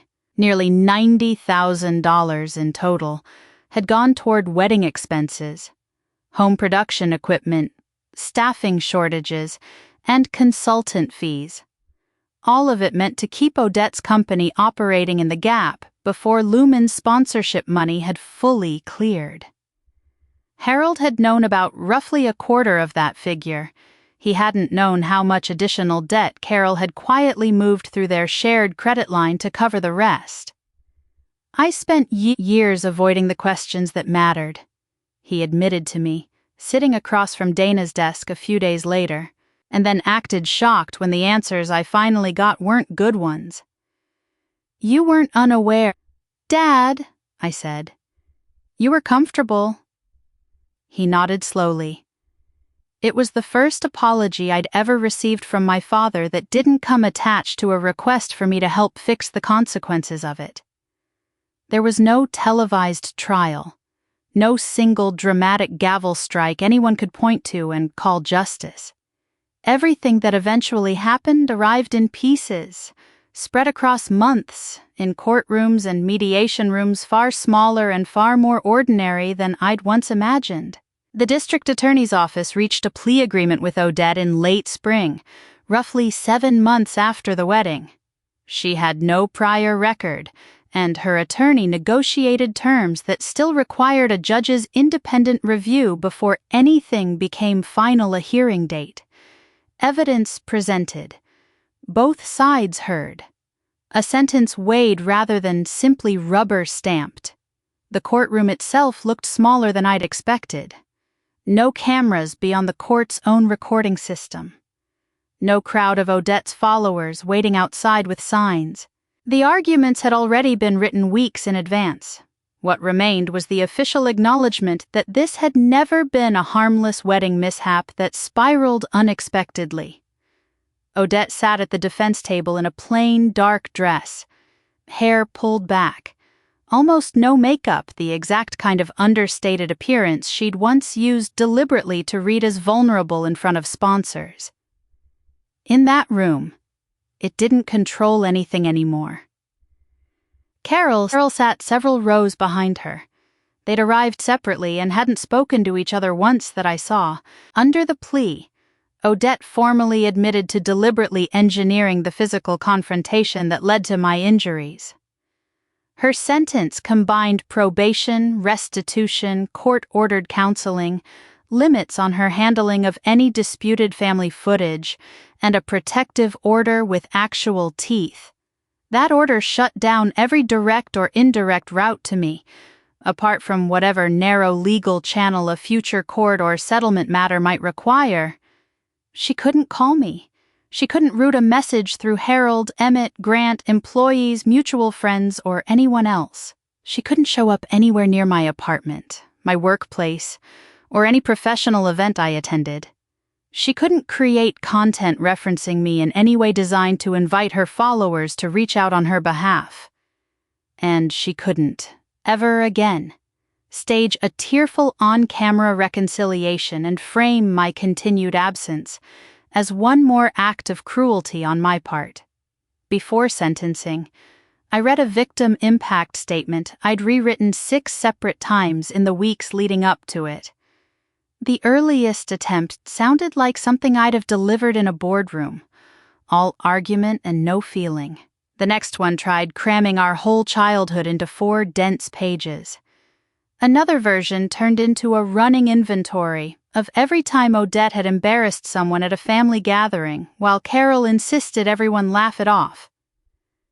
Dana finally reminded me I didn't need to litigate my family's entire history inside one courtroom. I needed to explain, clearly, how this specific offense had actually affected me. When I finally stood up to speak, the healed skin along my cheek felt pulled tight in a way it hadn't earlier that day. I walked the room through the 6 sutures, the irritated nerve, every follow-up appointment, the weeks I'd spent genuinely afraid my eye had been damaged too. I described lying awake at night, because turning my head wrong pulled at the healing wound. I described the lost income, the parent complaints at work, and the strangers online who'd accused me of faking an injury after watching a video that had been carefully edited to begin only after I'd already defended myself. Then I said the part that mattered most. My sister never once lost control that night. I told the room. What she did was construct a scenario built specifically to convert my fear, my pain, and my anger into something she could package and sell. Somewhere along the way, she convinced herself that the word content erased any obligation to ask whether I'd agreed to any part of it. Odette looked down at her own hands. I'm not standing here asking this court to fix my family. I went on. That isn't something any court has the power to do. What I am asking is that the record reflect what this actually was not a joke that spiraled out of anyone's control, but a plan where real injury was always on the table, and my reaction was simply the deliverable she'd already promised someone else. I never asked the judge for the maximum sentence available. I didn't ask for leniency either. Designing the actual punishment was never my job in that room. And somewhere over the preceding months, that particular boundary had come to matter to me more than I'd expected going in. Odette and Carol had spent years operating like they got to decide everyone's part and every consequence around them. Turning into someone who only recognized justice when it matched my own preferred script wasn't a habit I wanted to inherit from either of them. when the judge approved the plea and handed down the sentence. Odette nodded once, without looking in my direction. She left through a separate exit, required by the protective order now in place. There was no final confrontation waiting in the courthouse hallway. I didn't need one anymore. Lumen formally terminated its contract with Odette's company once its own compliance investigation closed. The advance payment tied to the series, a significant six-figure sum, had already been partially spent on production costs, on the wedding itself, on staff salaries, on the monthly payments that had quietly kept my parents comfortable for over a year. Lumen demanded repayment of whatever portion was tied to episodes never delivered or built on consent that turned out to be fabricated. Odette's talent management firm ended its relationship with her entirely. Several brand partnerships paused or canceled outright once their own legal teams reviewed the compliance findings. Vendors who'd extended credit against the expected series revenue began demanding payment on outstanding invoices. Odette didn't disappear from the internet completely. She still had followers, though a shrinking number of them. She posted vague, general content about surviving betrayal and rebuilding after public humiliation, careful never to name me or show my image, bound by the protective order and the settlement terms now governing what she could say. With no more real family members, she could quietly mine for material. Her posts lost the specificity that had once made them worth watching. Engagement dropped steadily. The audience that had claimed to love her honesty, it turned out, had mostly loved the steady supply of real conflict she'd been feeding them. The house she and Grant had purchased together went up for sale that spring. Grant had already moved out months earlier, filed for a straightforward no-fault divorce, and spent the intervening time slowly untangling his personal finances from a company that no longer had much of anything left to untangle from. 9 months after Odette pressed a reinforced flower cluster into my face at her own wedding, the wound had healed long before the story surrounding it finally settled.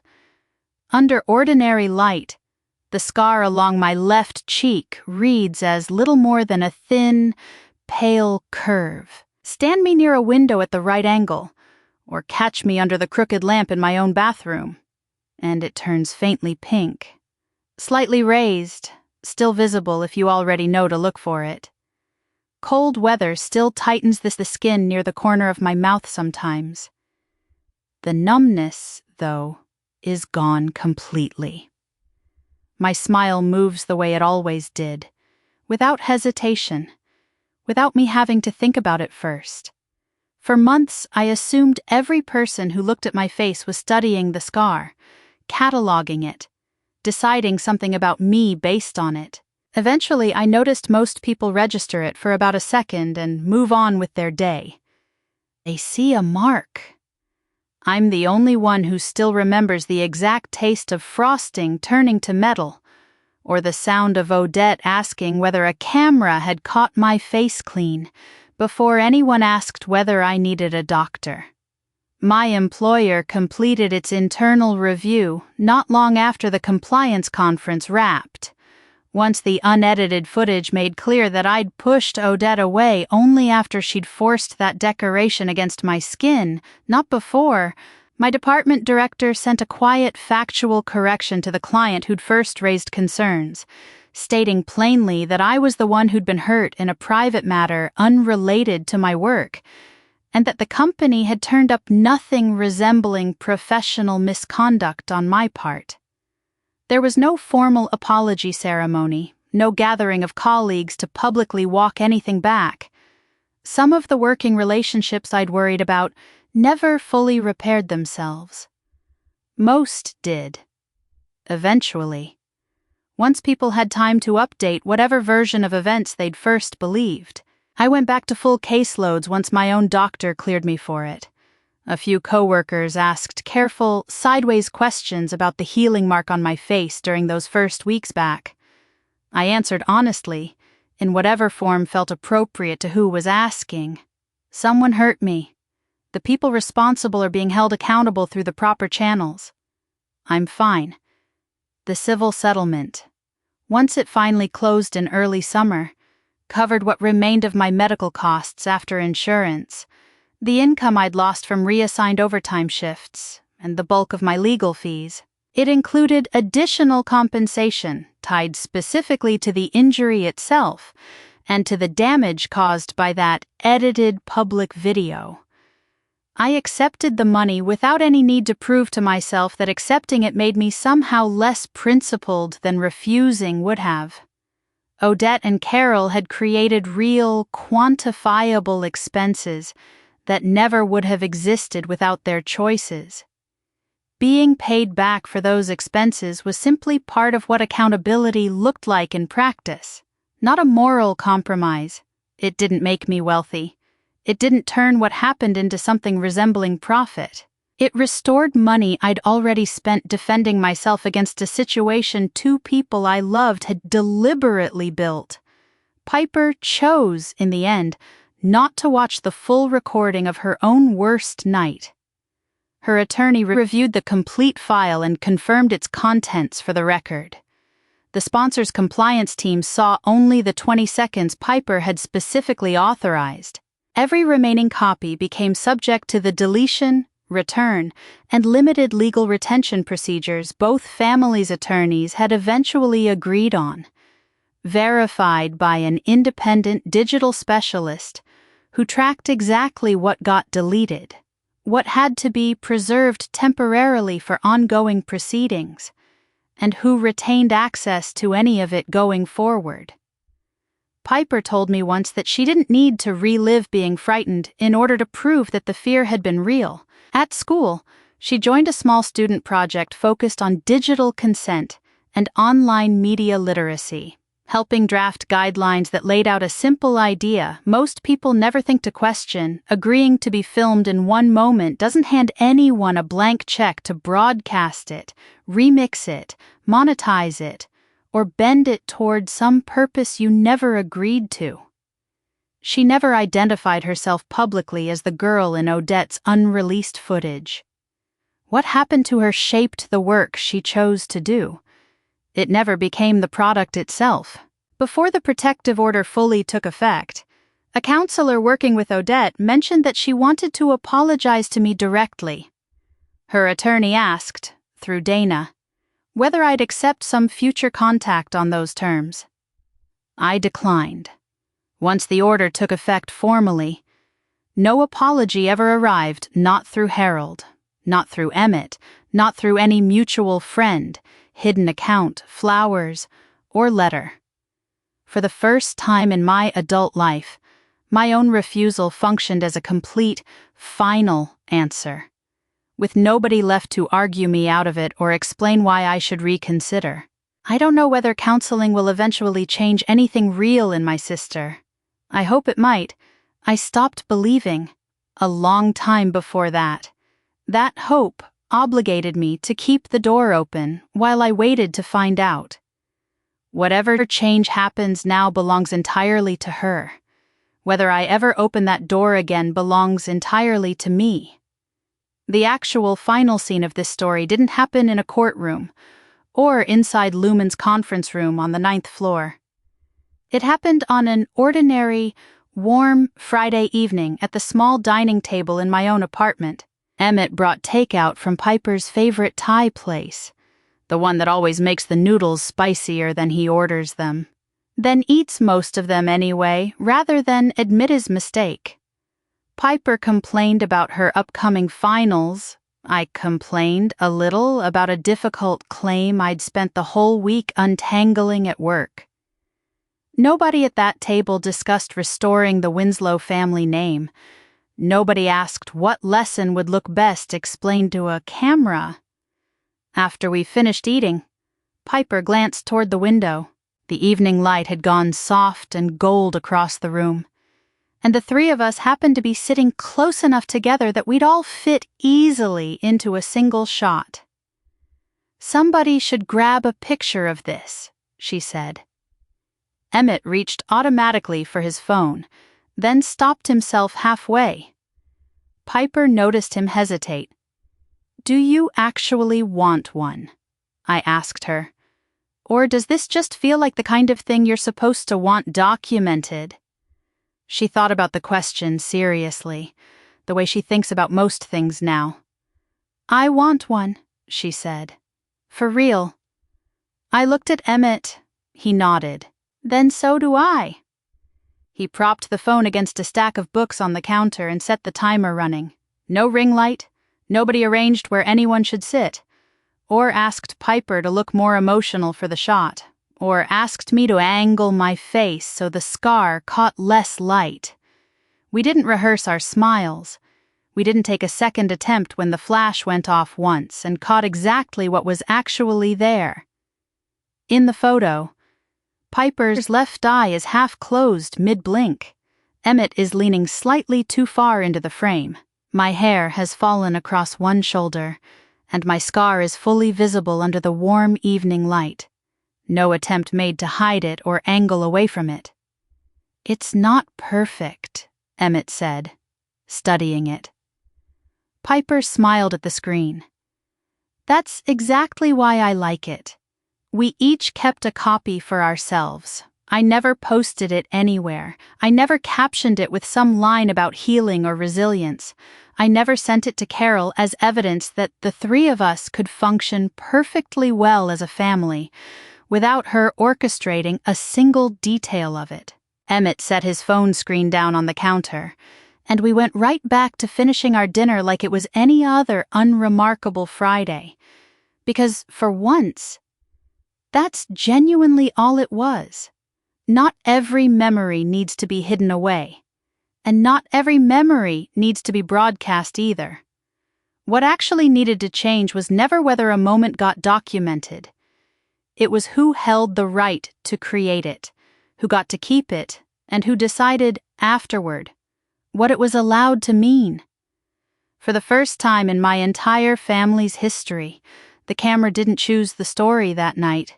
We did. If your pain has ever been dismissed as a joke, you don't owe anyone a laugh just to keep the peace in the room.